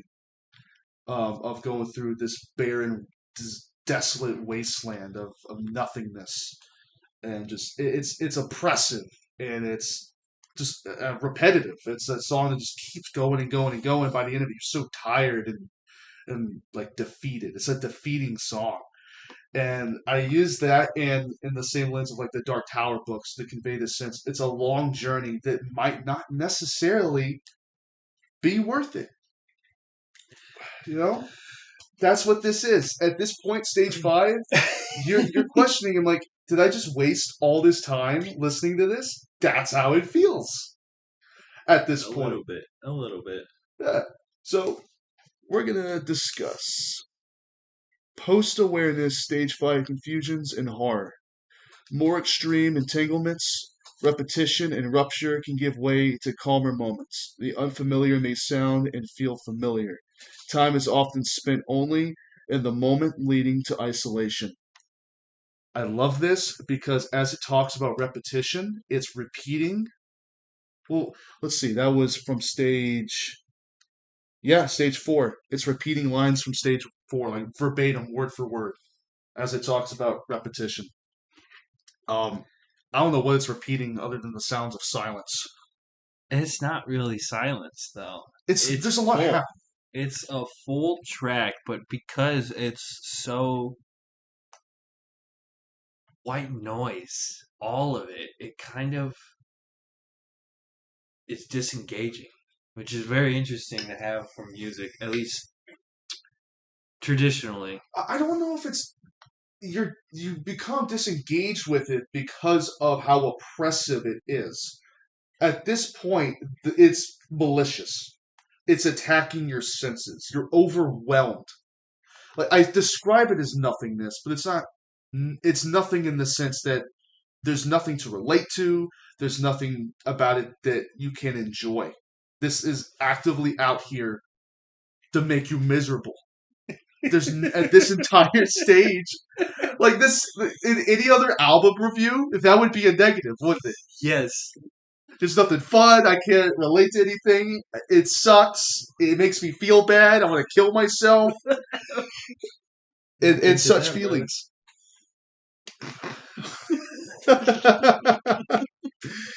Stage 5, Advanced Plaque Entanglements. L1. Oh, this is L1. Oh, the other one was I1. Excuse me. Stage. You said L1 or I1 was your favorite? The Bliss. Okay, So okay. That was I. Stage 5, Advanced Plaque Entanglements. M1, now it's starting to sound like Doom levels. M1, Stage 5, Synapse, Retrogenesis. And at the we're At the heart, you get to fight. What's his name? Fuck. Who are you talking about? The secret boss from Doom 2. The Icon of Sin? Yeah. Romero. Yeah. The head on a spike? Yeah. You get to fight on stage 5. You get to fight Romero. But you had to beat the Icon of Sin first. Oh my god. Stage 5, Sudden Time Regression into Isolation. This was just not fucking fun, man. This is out here to ruin your day. This is when I got into kind of a lore, and I know I was supposed to pay real good attention because we're actually we're going to talk about this and record it. But like, this is my 5th time sitting through. Why would you do this to yourself? Oh yeah, I made you. You could have said no. You sounded so giddy and excited, but like most things, then you do it, and you're like, it's that meme with Giancarlo, who plays Gus in Breaking Bad, but he was in that Far Cry advertisement, like Far Cry 6, and he's laughing, he's having a good time, and just deadpan. The second you get to stage 5, it's all color is drained from you. All the life in the world is gone. It's like this Suicide Mouse animation. It was just him constantly walking. I mean, that's not a bad parallel because you got that old-timey filter on it. It's old school, but it's also super repetitive and slowly changes throughout to become more eerie and disturbing. Mm-hmm. Like, it's like Simon and Garfunkel don't have shit on this, bro. Like, honestly, Sounds of Silence. They really don't. Because I'm sure you agree with this. Silence is overwhelming. It can be. It's one of the loudest things you can hear. Yeah. For lack of better words, it can be. Yes. It's overwhelming to hear silence ringing in your ear like you just had a fucking Modern Warfare 3 flashbang go off in your headphones. That's what it's like. That ringing? Yeah, that ringing. If you want the best like explanation that me myself can give you on what stage 5 is like, it's like a flashbang. When we record on Mondays, I'm gonna get here at 10 in the morning. We're gonna play till noon. Modern Warfare 2 multiplayer. Just me. I have it. Yeah, just me and you. We're gonna unlock all the gear. I'm gonna call you so many names. I haven't been able to say those names in so long. Yes. Stage 6. Oh boy, this after that lull, it gets fucking weird, man. This is my favorite stage. It's so weird. We're climbing back up. And this is like, if it was a slow descent, this is the fucking sea has been parted and the sky has opened up to you and you're immediately overwhelmed for a different reason. Before you were overwhelmed because it was oppressive. Something else has just entered the chat. You can call it God, you can call it death, you can call it whatever. A presence is now involved where before there wasn't. It was just you and your memories. There is something in this track. It's some light, some beacon, like a moth to a flame. The fucking whole time I'm looking for the angels. It's like, is it my time? Is this my life? Is this real right now? Because to me it really feels like the presence of God welcoming you into heaven. It's the closest feeling to death you're ever going to get in auditorial form. I got scared, honestly. It's a beautiful kind of horror. It is. It's I don't want to compare it to the Leviathan scene from the new Hellraiser movie, where that guy gets turned into a Cenobite, where it's like what you're witnessing is absolutely horrifying as the light from the as the light from behind me shines on your crucifix. Yeah, it's like Hellraiser, where the guy gets turned into a Cenobite, and it's heavenly, but in the most terrifying of ways. And it's before we continue, this is something I'm obsessed with. This idea of the unobtainable. And I think all men and women, but like mankind in general, we are like moths to a flame. We are constantly looking for something greater than ourselves, and particularly things that don't exist or things that are like fairy tales in our mind. Well, we can never have it, but because we can't have it, we want it even more. Like Captain Ahab and the White Whale, things that are self-destructive, like the lifestyle of being a rock star on the road. These things we crave, but we know it will kill us. It's not a sustainable lifestyle after a while. It's gonna drag, as Johnny Cash said, God's gonna cut you down. It hasn't cut McJagger down. Or Richards, though he was staggering a bit. I was worried for his health. It was so day and night, where you have McJagger, who's like the top, like not the top of his game, but he's in health and he's still going to be able to tour in his 90s, and Keith Richards is barely over there, just trying to play the song. That's all he's trying to do. He can barely stand up. His instrument was his crutch. Yeah, he was using it like a walking. There's a few times they had to bring in somebody else so he could sit there and lean on it. Yeah, because he couldn't play. They give McJagger a guitar. Yeah, like Keith Richards had to lean on his guitar for support, and he couldn't play, so they get it back up.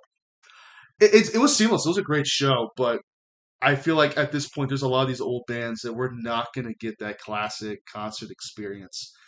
One of the greatest ones I had was with Def Leppard, because Poison, Joan Jett, like Cody Leach was there. You know, that horror YouTuber I really like. He was there, but did you meet him? No, I didn't know he was there until I saw him on Instagram. I'm like, we were at the same place. But, of course, there's like hundreds of thousands of people there, so I'm never going to run into the guy. But that's the thought. Isn't that weird? I was more excited about a YouTuber being there than Brett Michaels or Joan Jett. I would be pretty excited to see Nikki Sixx. Nikki was awesome. I feel like he's controversial, but I enjoy the aesthetic. I enjoy the 80s hair metal. His bass lines, I will give it to him. They're pretty basic, but he did more than just play bass. He also wrote the songs. Yeah. You know, I would say he's the heart and soul. Like Vince Neil's great, except his singing, which is kind of important as a vocalist. He was great. The times kind of want that Motley Crue self-titled singer back. Oh yeah. Oh God, that's such a fucking dark album. Yeah. Oh, Slug's Plug, Hooligans. What is it? Hooligans Holiday. Yeah. Yeah, Hooligans Holiday on Motley Crue's self-titled. Do you like 6 a.m.? I haven't listened to it. If you like Nikki Sixx, check it out. But definitely go in knowing it's not Motley Crue. It's not hair metal, but it's definitely a more modern flavor. But damn, that guy's how's he? You want to talk about a guy who cheated death? He literally wrote "Kickstart My Heart." That's like the next step after "Shock Me." You can't tell me that's not metal as fuck. The guy died twice. He wrote a song about it, and then continued to do the same stuff he was doing. I think the second time around he started to lighten up a bit, but. That's legendary. NBA Youngboy would do that. Would lighten up him, he'd beat 2 federal cases. You would think. Sometimes you're so deep in it, you know? You just rock and roll. You gotta keep going at it. You're too deep. Oh yeah, we're talking about the Caretaker, Stage 6. It's without description. It's amazing how all the side tangents we have all relates to time. Mm-hmm. We're just that good. Like time in the start. It's almost like I planned this or something. It's funny because you don't. Some things I do, like Some things. some things. Yes. Some Let's things. pull back the curtain a little bit. I'm the Wizard of Oz over here. I'm a sham. I hate to tell you. The episode where I'm like, yeah, I haven't seen Spiral. The next day, I watched Spiral. I kind of felt jaded by that. I don't know why. I was You just were like, you fine. motherfucker. I said I didn't watch it, so I waited and I watched it. I will watch it again when we talk about Saw. They have a podcast where the curtain is this pulled back. You know what I mean? We're real. There's We're no real. curtain. There never was a curtain. We have a table lamp. Damn! Oh my! Reading these stamps, these timestamps is really crazy because like going through it, it's already just really arduous. But like actually reading how far it took me to get to this point is insane. So 5 hours, 4 minutes, and 32 seconds. We are at stage 6. A confusion so thick you forget forgetting. You don't even know there's a problem anymore. You're beyond the point. There's nothing left to forget. P1, stage 6, a brutal bliss beyond this empty defeat. I love that line. That's a good line. Now, I want to keep in mind between the first track to the second track is a little under 25 minutes. It varies. All the different. Some of them are like straight up an hour, and then some of them are only like 30 seconds to But- like a minute. So between P1 and Q1, it's 5 hours, 26 minutes, 25 seconds P1. And then when it goes to Q1, it's 5 hours, 48 minutes, and 2 seconds. And that's Long Decline is over. That's a really good track too. And it leads into one of the most hauntingly beautiful pieces of music I've ever listened to, but only because you stuck with it. That is R1, Place in the World Fades Away. It's It's magical. It's an ascension, man. It's like the beam me up, Scotty. Just arms in the air, like I'm ready. It's the rapture. Dude, I felt so just. I felt saved.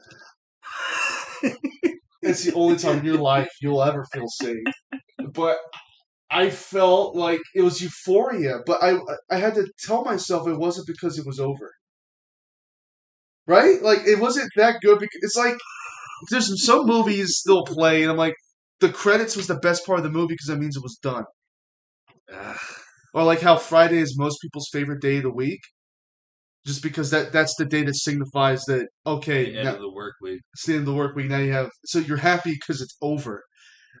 I don't feel that way about. I think it's a legitimately great track to end on, and it culminates this entire experience, and it puts this neat little ribbon on it, and it's just like. I'm so glad I did that because the last hour and a half, probably even 2 hours, you're debating whether it was worth it. If you stick with it to this last track, I've never heard a single person come out of it being like, "I wish I didn't do that." No, it's always very positive feedback on this album.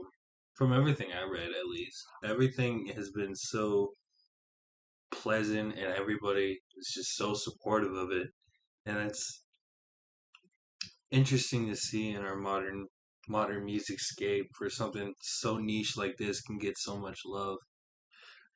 Now, here's an interesting thought. What if the Caretaker was like, there's an allegory? Oh, I was just like fucking around with samples. Would that change the experience? If he didn't plan it to be this journey through dementia, do you think it would have been as powerful if it was the same? Like, don't change the music, everything stays the same, but the difference is he didn't intend for it to be like that. Would that completely? Does the intention shape the song? Is what I'm trying to say. I don't think in this case. I think if I listened to it, I could probably pick it up. So the listeners, the intent of the artist matters very little to the listener in this case. Yeah, I don't like, especially like if you want to make a drastic connection to it. Kickstart My Heart, if we didn't know it was about fucking him overdosing, I think given That's different. the 2 cents That's then about different. Nikki Six It's a dying. kick-ass song. That's It is. different. It's because What? What? What? This isn't a good song. This hasn't been a good album. I literally began with this is one of the greatest pieces of modern media. So don't pull that shit on me, okay? I'm sorry. I want to relate the Caretaker's "Everything at the End of Time" to "Kickstart My Heart" by Motley Crue. I don't have good memories of that song because I was on the Rock and Roll Express in Universal, and I almost shat myself. One of the scariest roller coasters I've ever been on, and it's made it even worse because that roller coaster is right next to the Monster Cafe, which isn't there anymore. They took it out. Do they still have the makeup show? I think. God, I hope so. Yeah, they're building Epic Universe where they have like Super Nintendo World, How to Train Your Dragon. They have an entire world dedicated to Universal Monsters, and I bet you more than anything, Cafe is coming back. I would put money down. Monster Cafe isn't gone. It's moving to the Universal Monster section at Epic Universe. Not just that, there's a water section in the middle of the fucking map that has nothing there, and it says unknown attraction. Jaws. Jaws, baby. I mark my words. Jaws is coming back to Orlando, 2025, or whenever Epic Universe comes out. We're getting Jaws back. So they're gonna put the Nintendo shit in Florida? Yeah. I thought that was only in Hollywood. I'll have to check my sources again. Dude, I would get on a plane to go to a Universal Monsters themed attractions. They have an entire land dedicated after it. It's not just like, oh, here's a Monster Cafe, here's a horror makeup show. But like when I found out the Monster Cafe was gone, it's one of those immovable things. I'm like, that's never going to go away, and then it's gone. Like the Jaws ride. And I thought it was never going to go anywhere. I'm not too mad about it because as a guy who wants to get into business, I understand the financial decision to replace it with Harry Potter. That's more financially sound. That's a good, as a business decision, is that not a good decision to make? As much as it hurts. It hurts. That's all I gotta say. I'm hurt and mad, and I feel betrayed. That's a real strong way to say it. But yeah, does it make me want to be a terrorist? No. But I will go to the Jaws ride when it does open in Epic Universe. Mark my words. I will fucking boycott if they take the Mummy right away. They almost did a few times. I have seen so many videos, and it was... The Mummy Returns ride is... It's... I love, for instance, in Six Flags Over Georgia, my favorite ride is the Dahlonega Mine Train, which is the simplest, most accessible. Anyone can get on it. You can take your kids, old people, it doesn't matter. You can get on the Dahlonega Mine Train. It's like the mitten from SpongeBob and Glove World. But there's this one section where you go through this dark tunnel, and because it's dark, it seems like you're moving faster than you really are because your senses are deprived. You can't see. So you're feeling the movement, but you can't judge how fast that movement actually is because of the darkness. That's the entire Mummy ride. Where you're hearing sounds, you're seeing lights, there's a few set pieces, but for the most part, it's a roller coaster in the dark. What a kick-ass concept that is. The Aerosmith ride at Disneyland. Oh, that might be... That. Is that the Rock and Roll Express? No. It's the Rip Ride Rocket was in Universal. The Aerosmith ride was in Disneyland, but now it's called the Jonas Brothers something. That's so lame. The Jonas Brothers aren't even relevant anymore. Is Aerosmith? Yeah, to me. Well, yeah. I actively listen to them. Of course, I think they're relevant. But not to everybody else. Steve Tyler was a judge on American Idol. Fuck, is American Idol not relevant anymore either?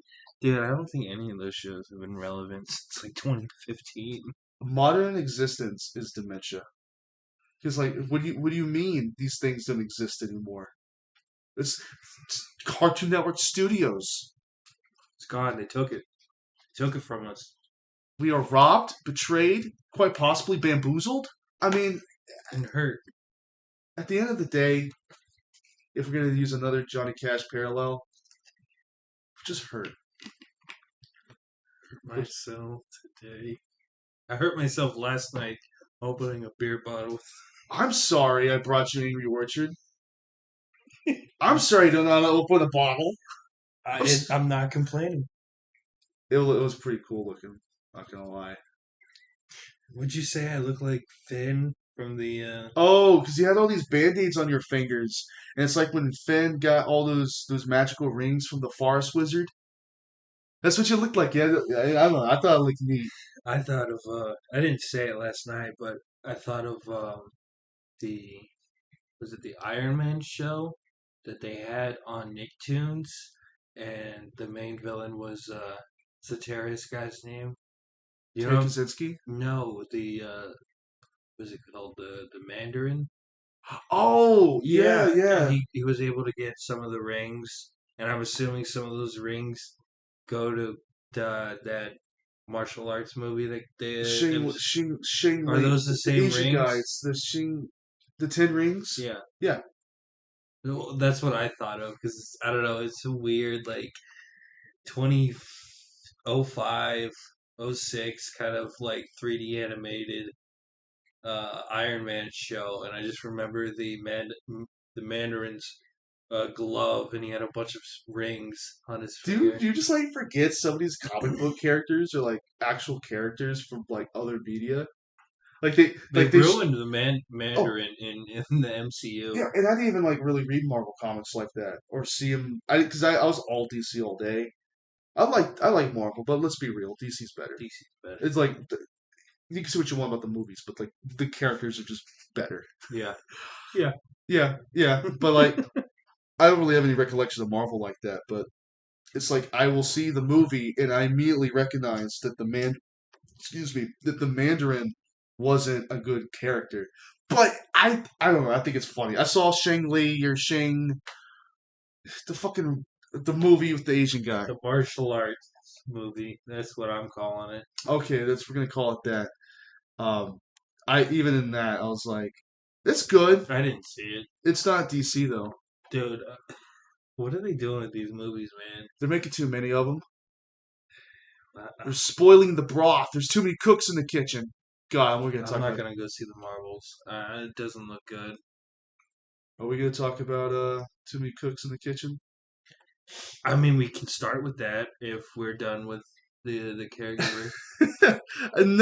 If you want to talk about that, we can. I definitely want to use that as a jumping off point, though, because the feelings that everyone at the end of time invokes is one of just memories. I constantly throughout listening, I'm thinking about my own personal experiences, but also I'm connecting to this person that is simply implied through the music. Okay, what kind of life did this guy lead? What kind of memories does he have? And I don't know, it's the whole thing's magical and completely worth it. But if you're still chasing this high of nostalgia of things that you yourself probably never even experienced, I mean, analog horror is the best way to go. Tell me this isn't a musical form of analog horror. In a way, I do agree that it is. In a way, I feel like a piece like this could still stand on its own. Oh, it does. It doesn't. I think it defies a lot of labels. I think if you're going to apply a label to it, you can say avant-garde, you can say experimental, noise. I've heard some people describe it as noise. I mean, it's a little bit more than that. Well, it's a genre. Yeah, but you're watering it down, right? Analog horror is the visual side to what this is trying to say. What this is doing, analog horror is doing in the visual medium. Let's get into it. Too many cooks, man. I think that's a good starting point, considering it's very easy to just ease into. It's analog horror. Yeah, without it being 5 episodes of 3-second things that if you miss something, That's it. Where I mean- there's hour-long content of 5 videos that are 30 seconds. I don't know. I watch people make hour-long videos dissecting and analyzing every second, every frame of Too Many Cooks. It's of course, it's Adult Swim, and this is it's one of those things they'll play at like 3 o'clock in the morning It's so good. between shows because it's not even like a show. It's not a special. It's not an episode. It's a part of something. It just aired like between shows. Like it aired as like a commercial. And it fits the analog aesthetic because it's trying to riff on sitcoms, right? Now, what's your takeaway from it? It's making fun of sitcoms, and I think it's riffing on the cheesiness of not just sitcoms, but sci-fi sitcoms like Star Trek in particular. Now they had a little bit of a Star Wars reference, but I think There's also a Wonder Woman reference in there. yeah, Oh, it's about how like I interpreted it as, or how about this? I'm quoting people who have interpreted it for me. gotcha. It's about how like watered down fiction has become. Like our TV shows or movies are so watered down that they're interchangeable. You could put these characters in any situation. It's the same shit. You can label it. You can put a sci-fi filter on it. You can do whatever you want. It's the same. It's the same regurgitated crap over and over and over again. Also, when the people become the name tags, it's like how people get typecast. Like they are known for that role and they're stuck to it. Also, Smarth is just Alf, but that's irrelevant. No sitcom can be as good as Alf, except for maybe Seinfeld. Just wait. We've already thrown fist over this. We all know Seinfeld is pretty good. We all know Alf is better. I love Seinfeld. Don't get me wrong. I love Frasier in that. He's my favorite character. Just wait for you to kick my ass. Fonzie. Fozzie? Fonzie from Was It Good Times?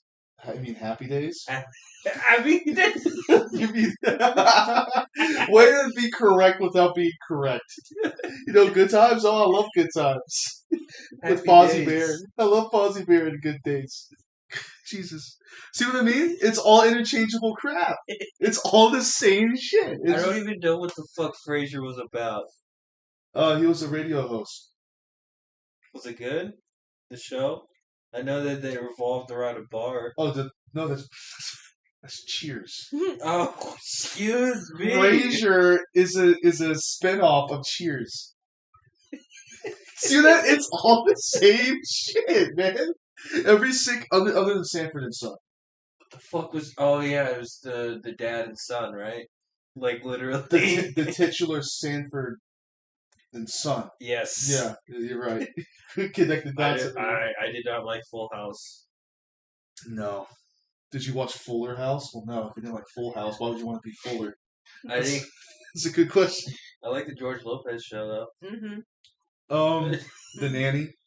Annie was good. Yeah, Sheffield was hot. Fred Fine's accent turned me off. Her accent was turning me off. That's not my vibe. But that's not why I watch sitcoms. It's because they're hot. I also like. Fuck, is that it? Breaking Bad. Is Breaking Bad a sitcom? Oh, Friends. See, going back now, it's really weird because I can't. It's like watching old anime. It's so different. It's like it's almost unwatchable now. Like going back in the laugh track just completely derails it for me. I can't enjoy the laugh track because I'm so used to media that has no laugh track. So the second I watch one with a laugh track, I'm like, what the fuck is this? Why the fuck did all the Disney shows and the iCarly for Nickelodeon and stuff fucking have laugh tracks? Because they want to recreate the sitcom formula because it's so successful, right? At this point, it's so outdated. See, like Andy Griffith, many people aren't going to put this on their top list. Andy Griffith is the greatest sitcom ever made. I disagree with that. I know you do. Bash. I still put Andy Griffith above it. Okay, Willow, what's your number one sitcom? Dukes of Hazzard. Horsing around. I'm not going to tell you you're wrong, but I just hope that you get the vibes from me that gives you my answer. That I'm wrong. That you're wrong. Okay. Dukes of Hazzard. I mean, you would think that'd be my favorite. I've been to the museum. The Dukes of Hazzard Museum. Yeah, I have pictures. From I was there. I was there with the General Lee. The General Lee. Okay, it was a model of the General Lee. But I also bought this hot sauce that had the 01 on it. Mm-hmm. So it's Dukes of Hazzard. So of course I'm going to spend $40 off. Was it at least good hot sauce? No. Oh. Actually, no, I take it back. It was pretty adequate, but it's not Texas Pete. Frank's. Oh, you're a Frank's guy? I put that shit on everything. I mean, like, I'll put mayo on everything, but fucking Frank's Bucky's sauce? hot sauce is the best hot sauce. I mean, their ghost pepper, like chili, Like, no joke. it's really good. Like, I no put joke. that shit on burritos. Of course you would. When do you eat burritos? Oh, whenever we'd make tacos at the house. When do we make tacos? We haven't made tacos in a couple months. That's a good question, Willow. When are we having tacos? I don't know. When do you guys want to have tacos? If you can't say on Tuesday. Thursday? Thursday night we can have taco night. I can work with that. All right. Yeah, boy, that's what I'm talking about right now. Turkey and ground beef. We will discuss the matters privately. Privately, yeah. This is serious family drama right here. Which fits right into sitcoms. We're a fucking sitcom. That's what we are. Hold on, let me finish this Moscato. If we were a sitcom, what do you think our show would be called? I'm gonna pass this one off the slug. I was about to say some shit. What would we? I mean, the best one's already taken. I would call us the Three Stooges. I was gonna be all about tax evasion. The whole premise of the sitcom is we have to keep jumping towns because we're just like refusing to pay our taxes. The county sends someone out to cut our grass. We fucking chop them up in little body bags. That's the whole thing. It's us fighting the HOA and the IRS. Funny how that brings us back into ARGs. Yeah, actually, it's pretty well. Good job. Yeah. There's a few others. There's this unedited footage of a bear, which is a commercial. So you got cross media. The same guy also made This House Has People on it. Of course, Nightmine has the best video dissecting that. But let's get into like actual analog horror. It's like as defined by most people on the internet. Because I don't think it was gonna be like, oh, you have too many cooks as analog horror. It is, but not in the traditional terms. So let's go down the rabbit hole and let's start with our first experiences with analog horror and where we're at today. Where you at? With analog horror? Mhm.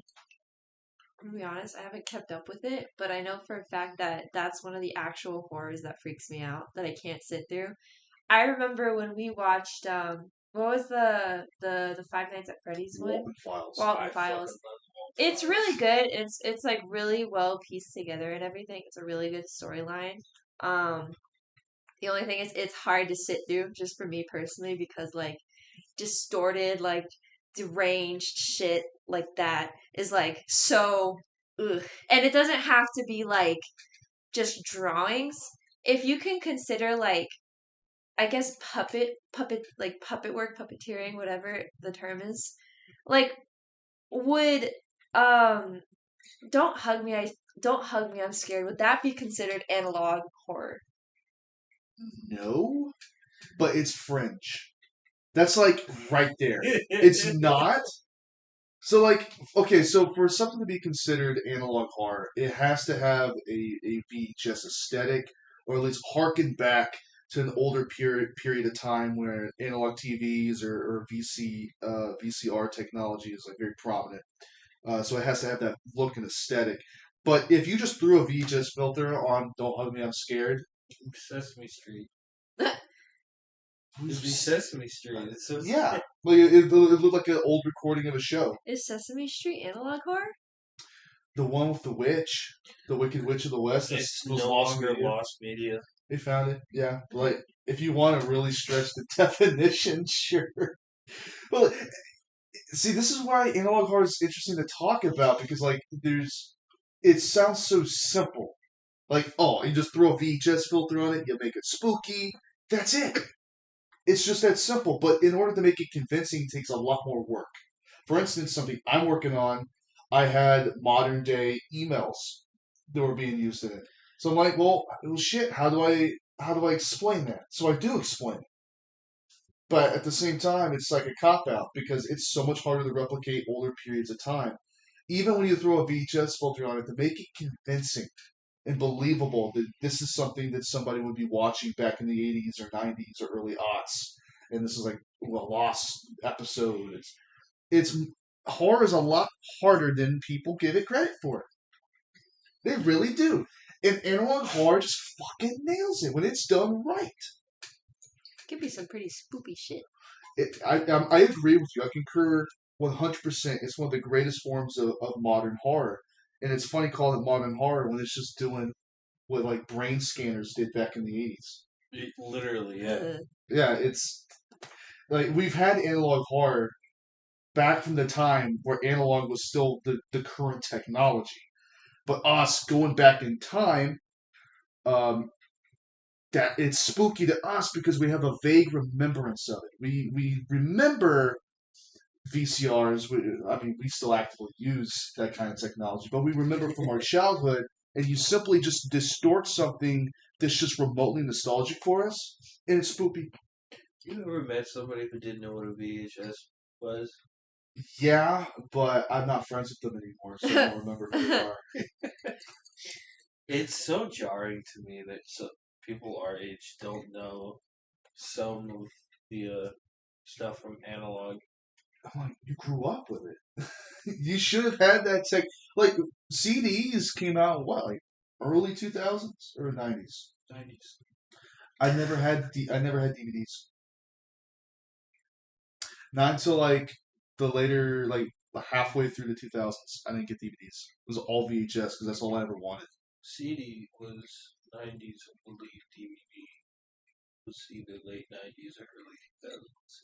Yeah, but it's like I didn't grow up with DVDs really. It was all VHS because that's what I wanted. They like the covers would speak to me. Like they were bigger, they were brighter, so I gravitated toward that. I didn't really see the appeal of DVDs when I could have a chunky tape that looked good on a shelf. Yeah. Yeah, that's still the appeal of it. But to get that nostalgic feeling right, not just to get it right, to add a horror spin is tough. It's tough. So what I want to do is I want to talk about a few series I think do it right, and I've personally selected one I think it does it wrong, or at least could do it better. So who wants to introduce their analog series? You go first. Me? Let the captain go first. Thank you. Captain also goes down with the ship too, so we'll see how this goes. This might be it. So, Vita Carnis, made by let me see, Dararian. It's this Canuck dude. What the hell's his name? Nuts. Yeah, Darian. Okay, I guess I'm right. Darian Quilloy. Yeah, Darian Quilloy is a Canadian kid. Yeah, a lot of these people are very young, our age, or younger. They where's my Moscato? Oh, you stole it. Okay. So he creates Vita Carnis. Are you familiar with Vita Carnis? No. Not at all. Not really. Wow. Okay. Vita Carnis is about what if in the 30s, all of a sudden, these strange new biological life forms just appeared suddenly on Earth. Oh, wait a minute. I think I know what you're talking about. Yeah. Keep going. Yeah, the name might throw you off, but living meat. It's these weird fleshy creatures appear around the 1930s. Interesting time period for them to show up. And they're very different from each other, but they all start throwing a wrench into the ecosystem of the Earth. And unlike a lot of other horror series where it's this encroaching threat that the government's keeping secret or trying to hide from the general public, the world knows. Like everyone knows these exist, they're among us, Willow, don't laugh. They're among us, and we have to deal with it. It's like at this point in the story, it's just part of everyday life. It's just a regular occurrence to see these things. So let's go through them. The first one I want to talk about is the trimmings. There's one before them. So there's this diagram of all the different monsters. Let me pull it up here. I want to get, because I remember all of them except the crawl. That's right. So the crawl is this vine, like parasitic form that, well, as it suggests, crawls over everything. So it spreads like a parasitic creature. And from these come the trimmings. The trimmings are these, they're kind of cute. And the thing I love about this series is all the monster work is practical. This guy just creates all this stuff. It's not like drawings with a distorted filter. He makes the monsters himself. So the trimmings are these cute animal, like puppy looking creatures that come from the crawl. They bud off of them like it's a plant. And you'll see that's a thing with these. They're organic, like animal meat, but they reproduce and spread like plants. So the trimmings, you can eat them, but most people decide that they make good house pets, and that's what most of them end up being. They're harmless for the most part, but there's this strange tendency for them to listen to the radio or watch TV. They really don't like doing anything else except watching TV and listening to the radio, and that's just odd, very odd. Then we have the meat snakes, who are honestly my favorite. The meat snakes are they vary in size. They're these giant, well, snakes made of meat that wear the skulls. Oh, what Pokemon is that? Cuba. Yeah, thank you. It's that's easy to remember. It's so they wear the skulls of the creatures they eat, and they add to it. Well, almost like how like a hermit crab will change shells. They'll change like skulls. The bigger and bigger they get, and the bigger prey they eat. So in World War II, I love this shit because the thing about these things is like the world tries to find a purpose because you have these invasive species. Okay, we have to live with them. How do we incorporate them into everyday society? So you'll see meat steaks be employed like to get a paycheck. You'll see them employed at butcher shops, morgues. You see them implemented in places where they can eat a lot of flesh. They kind of get rid of like dead bodies. So with meat snakes during World War II, after the war was over, a bunch of soldiers go into this underground tunnel, and they find a enlarged meat snake that has gorged itself on so many dead bodies from the battlefield. It has stuck itself in the walls of the tunnel and is about 40 feet in length. It is the biggest one on record. Wow. It's such a good image too. I really hope you like actually watch it because like me saying this isn't going to convey to you how freaky that is. Now speaking of freaky, mimics. Oh. Now, I mean, if you know classic D&D or if you know Five Nights at Freddy's Security Breach DLC, then you're going to know that a mimic is something. It's such a specific fucking reference. But like the mimic is it's gonna mimic other creatures. This one, out of all the other ones, other than the host of influence, this one takes the visage of a person. All the other ones are like animal in nature. They're animalistic. They don't have sentience in the same way that we do. These are like people. And they congregate around populated areas where there's a shit ton of people, and they'll go in like Mandela catalog, which we're going to talk about as well. They'll imitate voices or people to lure people in, like an anglerfish, and then it's described as being one of the most gruesome, violent deaths because, of course, it's got to be spooky. So it's got to be super over the top and gruesome when they kill you. And it seems so far from the series in season 1 that the mimics provide the biggest sense of tension and horror so far. But then we get the harvesters. And I'm going to be honest, I think the harvester is the scariest one. Not because of the concept, but because the video it's portrayed in. The harvester looks like the egg from Alien. It also buds off from the crawl, which is where all these spawn from. Well, most of them we'll see.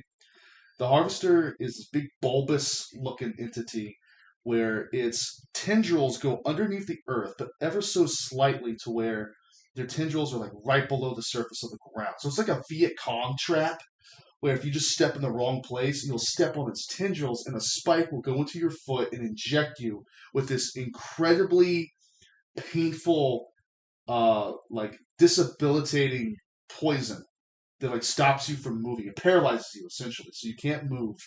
And then it drags you into the earth while you're still alive, and then proceeds to consume you. That's pretty metal. It's the most terrifying because like the mimics, of course, it's scary, right? But there's something about the harvester. I'm like, why is it so fucking brutal? And the video it's portrayed in, I think, is honestly the scariest one in the series because it's the only one where I'm like, I'm uncomfortable watching this because it tries to depict what a harvester attack would look like, but because it's analog and there's limited resources and money being put into this, you get very creative. And what this guy does is he gets one of those skulls from a fish tank, puts like wax on it, and it blows on it with a hair dryer. It melts the wax off the face, but because he puts the filter on it in the grain, it looks like a child's face is melting off the bone. And the whole time it's playing this blood-curdling, screeching sound of both the parents and the child. It's so haunting and it's awesome. The Harvester is the scariest. Then we have the Host of Influence, which is a bit weird. I'm not sure where it fits into this yet, but the Host of Influence is another humanoid creature, but it plants itself like a tree in the ground, and if you get attacked by it, you are suddenly filled with the urge to return to it. And if you return to it, you kneel before it like it's some idol or effigy, and then it kills you. But if you're able to keep this person away from the Host of Influence for about 24 hours, it goes away. But this is the first one where there's some like religious connotation. It makes you kneel before it kills you. Speaking of religious, let's get to the monoliths. The monoliths, there's only so many of them. They're in one place. They soar hundreds of feet into the air.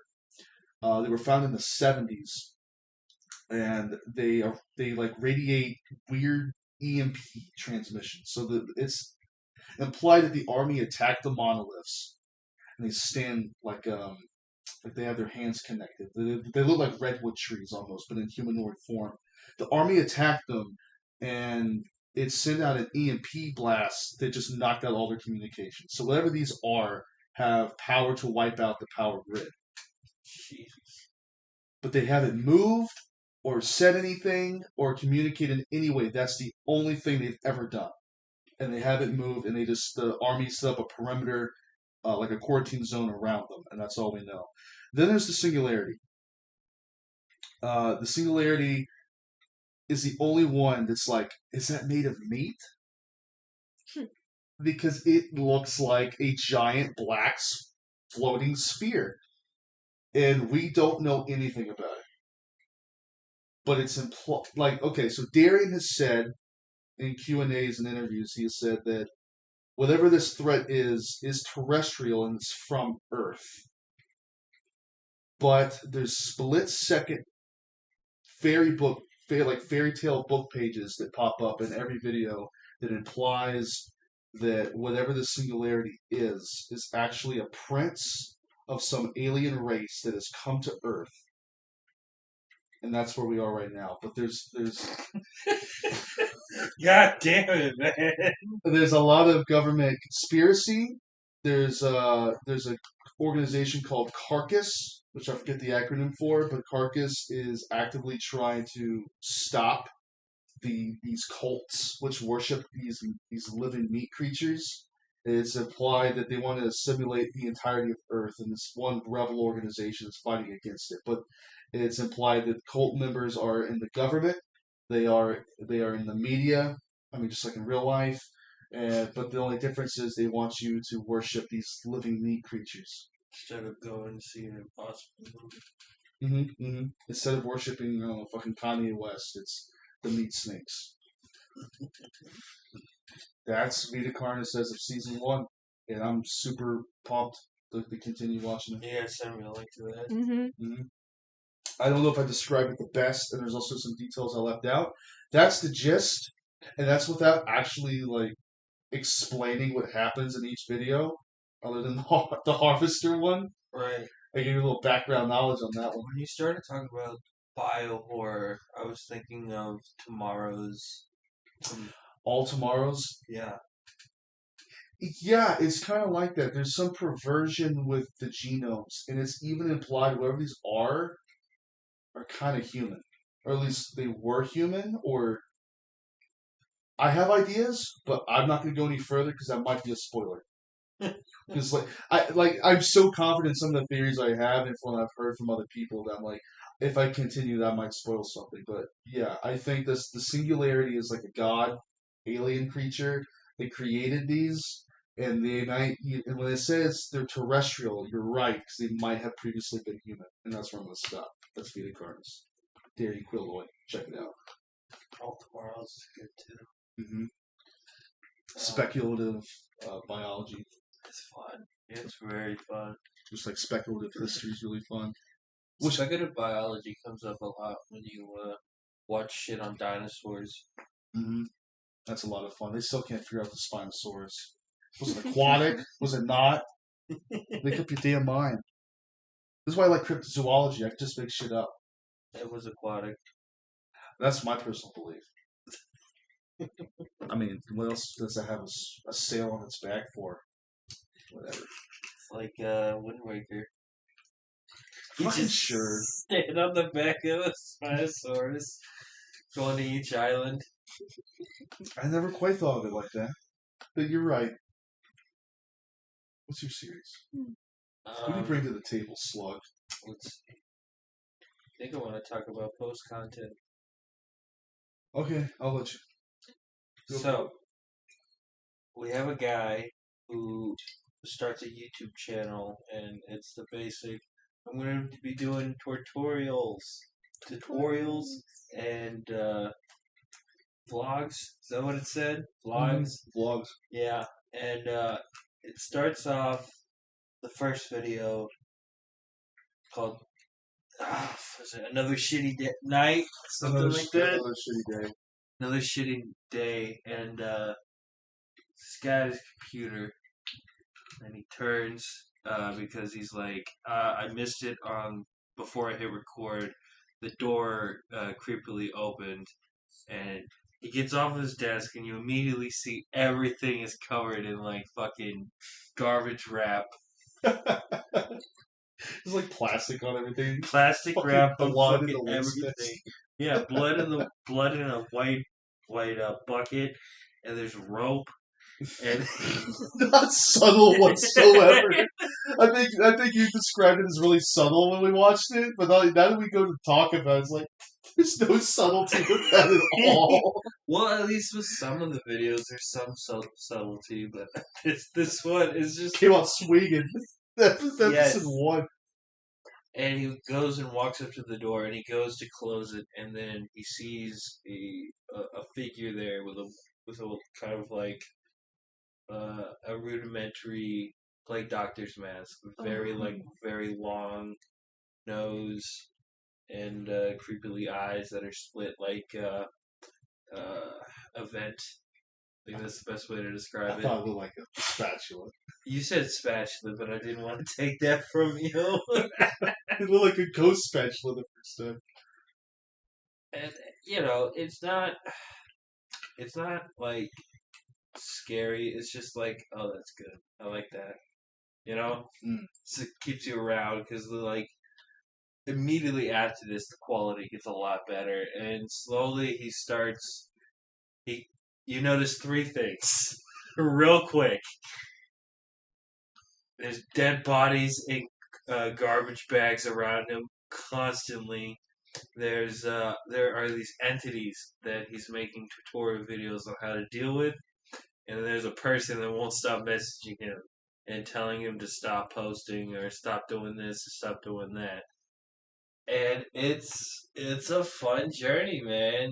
They're very short. They're very quick. I mean, like, fucking, I showed you like 4 last night. It only took up like 5 minutes. Maybe. Yeah, it's it's all like interesting to me because it's we had different opinions on what's going on. Both before I finished it, Yeah. it's like this the twist at the end of Sixth Sense. Like once you give them the twist, like, oh well, yeah, I guess so. You know, like, yeah, I can see that. It lays a lot of groundwork, and it's such a simple story. But I think a lot of analog horror is best when it's simple, Mhm. but just vague Subtle. enough, subtle and vague enough to where you're doubting what's happening, but if you're paying attention, you're gonna put the clues together pretty quick. It's fun. It's fun. I love. That's why I love analog. It's so creative. You Yeah. know, it's so fun. I would say if you watch any of them, watch the constraints tutorial. What was it called again? The bathroom one. Yeah, constraints. Constraints tutorial, and it's the subtlety, the I mean the ending is just kind of like out of left field, but like the actual horror in it is the kind of horror I love. Just very subtle. It's just like there's no big spook. The spook is the film. You know. The whole time, from beginning to end, Yeah. it's just unease. Now, at first, I'm like, oh my god, is it like Alan tutorials? But instead of like him being just kept hostage, like some mentally ill guy being kidnapped and forced to make content. Which, I mean, honestly, is not what the algorithm does to all of us. But I kind of interpreted it as like the ghost. This is like episode 2. This is my interpretation. And by me saying this out loud, I'm telling you that this interpretation is wrong. You know, go watch it for yourself. Why? Go find out why this is wrong. Why I'm wrong here. But I thought it was the ghosts were making him make videos. Like they were forcing him to pump out content. But I'm like, the more I think about that, that sounds really stupid. What do they benefit from that? It's suffering. Okay, I like that. I like suffering. Okay. Yeah, it's I don't know. It's one Just of a those, short one. it's one of those things where like you could do it. Yeah. You know, I think it's a great starter if you're like if someone feels discouraged, I'm like, oh, I can't make this. Show them that. And it's not the same thing bad about its quality. It's No. just simple, and sometimes simplicity is key. And I feel like this is a great introduction. Vita Carnus is like, you better be balls deep in analog horror. Like the kind of world building and the narrative structure and the cross media platform that analog horror takes these days, where it's like, okay, it's commercials, it's old documentary footage, it's all these different things all wrapped up into one story, takes place over different decades and generations. That's the kind of like Monument Mythos, which originally I was going to talk about. It will take me 3 hours. It is some of the greatest world James building. Dean. James Dean's president. And then It's so good. it proceeds to race Richard Nixon. I will have a full episode just on Monument Mythos. I think it's deserving of that. It's some of the finest world building and storytelling in modern YouTube fiction. And I do not say that lightly because I watch a shit ton of YouTube. All right, I can take a lot of fiction like it's a drug. Okay, so I'm gonna skip that for now, but we will return to Monument Mythos down the line. Stay tuned. I want to talk about an analog horror that wasn't good, or at least I enjoyed it, but it's one of those things where, okay, you ever like watch football or watch baseball, and you're like, I could do that shit, I can understand that particular thought process. but like you don't go play it. You know No. what I mean? It's like we used to play baseball, we used to do sports, but it's like now like how are we gonna play? Right. I mean, we still could for fun, but like watching people do it as a living, it'd be like, I can do that shit. So this is a channel called Beyond Birth, and it's a South Park ARG analog horror. Dude, there's so much missed potential. In fact, you've probably seen clips or pictures from it because there's legitimately good spooks. So the general premise is pretty piss poor in the beginning. But essentially, remember the episode where Kitty McCormick dies permanently? It's like season 5. He gets cancer and he dies. Willow. Wait. So let me rephrase. Kimmy McCormick. He passes on, and he sadly dies of an unspecified disease. I can't say because Willow will laugh. And and apparently Stan feels really bad because remember in that episode, Stan, when he gets to Kenny's deathbed, Kenny's already died. And so Stan feels such great guilt about this that when he's at his funeral, he just decides he's going to kill himself. Stan decides he's going to kill himself. And it's very overdramatic, and then it shows a spooky picture of like this Sonic.exe look on Stan's face. He's got blood coming out of his eyes, and his eyes are black. He's grinning, as Alex likes to say, creepily. By the way, there's a lot of Alex people in analog horror. Alex Kistner, not Kittner from Jaws. There's Alex who did Mandela Catalog. It's not Alex's for some reason. That's weird. But yeah, he's got this creepy look. Boom, jump scare in the video, and like each subsequent video is like, okay, now it's Cartman. Cartman gets attacked by this malicious entity and gets all spookified. And the best scene in the entire ARG is he shows up in Butters' room. Butters wakes up during the thunderstorm, and it shows this image of Cartman with his flesh filleted off his body and his eyeball sticking out. It's a legitimate, oh, that's a good scare. And it proceeds to like every subsequent episode is just weaker and weaker, like just good bits. But it's all the tropes hitting like, oh, wouldn't it be spooky if there's a jump scare? It's so close to being great. And that's what hurts, because having watched so much analog horror, like that's a legitimately good concept. There's something in the show that's corrupting the kids, but here's where it fails. Keep the in-universe world building separate from reality. Unless you're Marble Hornets, which, by the way, really paved the way. I mean, I started with Marble Hornets. That was my shit. I mean, I watched episode. I wrote it. Manhunt? Or what was it called? The game? No, the one where it was about the rake instead of Slenderman. I saw pieces, but at the time I was really heavy the Marble Hornets and Slenderman mythos. So I had journals of like lore because I was trying to keep up. It was the first time I got like invested, but it wasn't like you look back on it, it's like super cheap looking. But at the time, I'm riveted by it. This had that same potential, but it has this inconsistency where it treats the show like real life, like what's happening is really happening. But then it acknowledges that South Park is a TV show. So you have people on the outside looking in and be like, okay, this tape is corrupted. But here's the problem. An episode will begin and be like, take this tape out, destroy it, it's corrupted. VHS tapes do not have the ability to tell you if they're corrupted. That's not how a tape works. Right. It's not like a CD or DVD where it has the ability to tell you, like, because the actual like computer or TV you're inputting it into can tell you if it's corrupted. It's a fucking VHS tape. What do you mean it's corrupted? It doesn't have the ability. So already you have a misunderstanding of the technology. If you're going to make analog horror, you have to understand how analog technology works in the first place. And he has a fundamental misunderstanding of that. And then to treat South Park both like a real place where these events are happening, but also treat it like it's a fictional TV show, make up your mind. Are these events happening in real life or in the show? Because then it'll apply, will real stuff happen in the show after stuff will happen in reality after somebody watches the cartoon.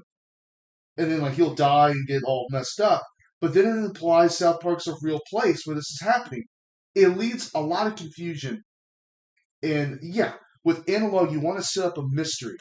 But if your mystery is not grounded in some form of reality, I'm not going to believe you. And that's the key with analog, is convincing yourself that what you're witnessing is real. That's why you use the analog format. It's something that could possibly exist. Local 58. Which if the Slender Man shows that came out, the Everman Hybrid, Marble Hornets, if that paved the path, Local 58 is what put people on the road. That's what put it on the map. The man did just do Local 58. He rode Kendall Cove. Yeah. Probably one of the greatest creepypastas ever written. So he wrote one of the greatest creepypastas and then made one of the best analog. The guy's just on a roll. Guy's on fire over here. Banger after banger. Dude, what if he puts out a digital horror? I One mean, and it blows up too. it's just another notch on his belt. I hate that it's called millennial horror. You could have easily just called it digital horror. I'm not. People are calling it millennial horror? Yeah. No. Millennium. Excuse me. Oh. Millennium. What? Why am I offended by the term millennial? Offended in the sense that I don't even like the word. The negative connotations that come with people from that generation. It's a slur. It feels like a derogatory term. It's like calling someone a zoomer. I'm like, it feels wrong. Like I'm saying something bad about you. Or calling someone a boomer. Like, yeah, technically speaking, that's what they're called. I'm not going to call someone a fucking boomer. Unless they piss me off. Okay, boomer. Unless I want to win an argument, I'm not going to call them a boomer. Simple as that. Local 58 is the first to really cross platforms. So you go from one video that's like VHS style, another one's like an old cartoon that's been re-recorded over, like the government PSAs. I think that was the first one I saw. Because if you want to set this up in like MCU phases, like phase 1's like Marble Hornets, Everyman Hybrid, the Slenderman stuff. Phase 2 is Local 58. And my first introduction to that phase, that wave of analog horror, was that government PSA telling people to kill themselves. I showed my mom that and it freaked her out. Did you tell her it was real? No. I told mine it was real. Yeah. Oh, they check out this archival footage they don't want you to see. It's like dick enlargement pills. It's like what the government doesn't want you to know. And they showed her. But doctors don't want you to know. But in this case, what the government don't want you to know about temporal disturbances. I love that shit. It's so good. Dude, the moon is the bad guy. It's fucking Majora's Mask. Dude, how often in analog horror is the moon an eldritch deity? At least 2 times, which isn't a lot, but it's weird it happened twice. Oh my god. And yet the sun vanished. Oh yeah, the Twitter one, right? Yeah, that one's fully on a platform I don't use. Excuse me, X. like that one movie that I haven't seen yet. I want to. Apparently it's gonna be a trilogy. Isn't it X and Pearl? Who? Oh yeah. With Mia Goth. The A24 stuff. Yeah, if you say X, I'm gonna think that before I think Twitter. She's the one that knows more about A24. Heredity's your favorite horror movie, right? Mm-mm. Midsummer, right?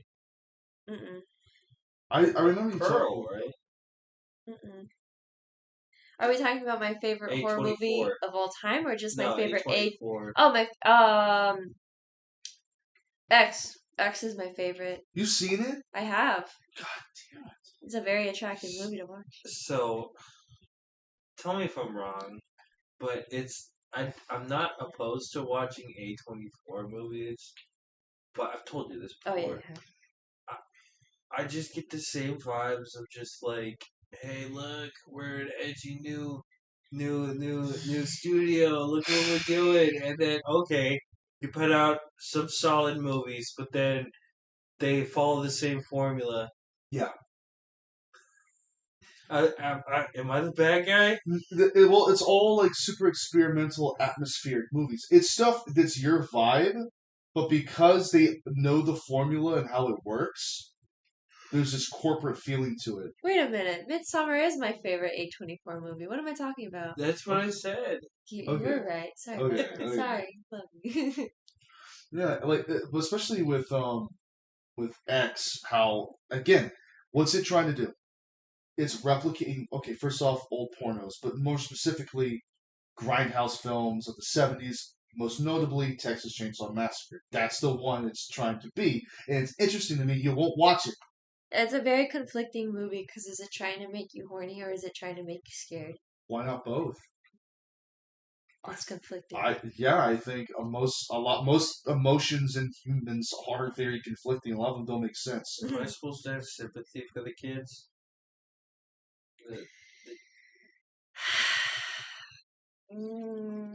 Yes and no.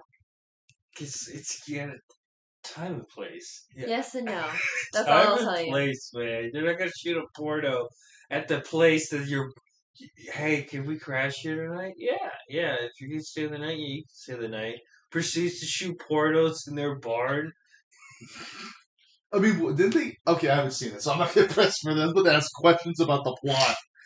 Like it's a piece of media trying to replicate something older for the nostalgic crowd. You weren't there for the '70s, and yet Texas Chainsaw is your favorite, and you have a movie replicating that, and it's the kind of movie that should appeal to you, but it don't.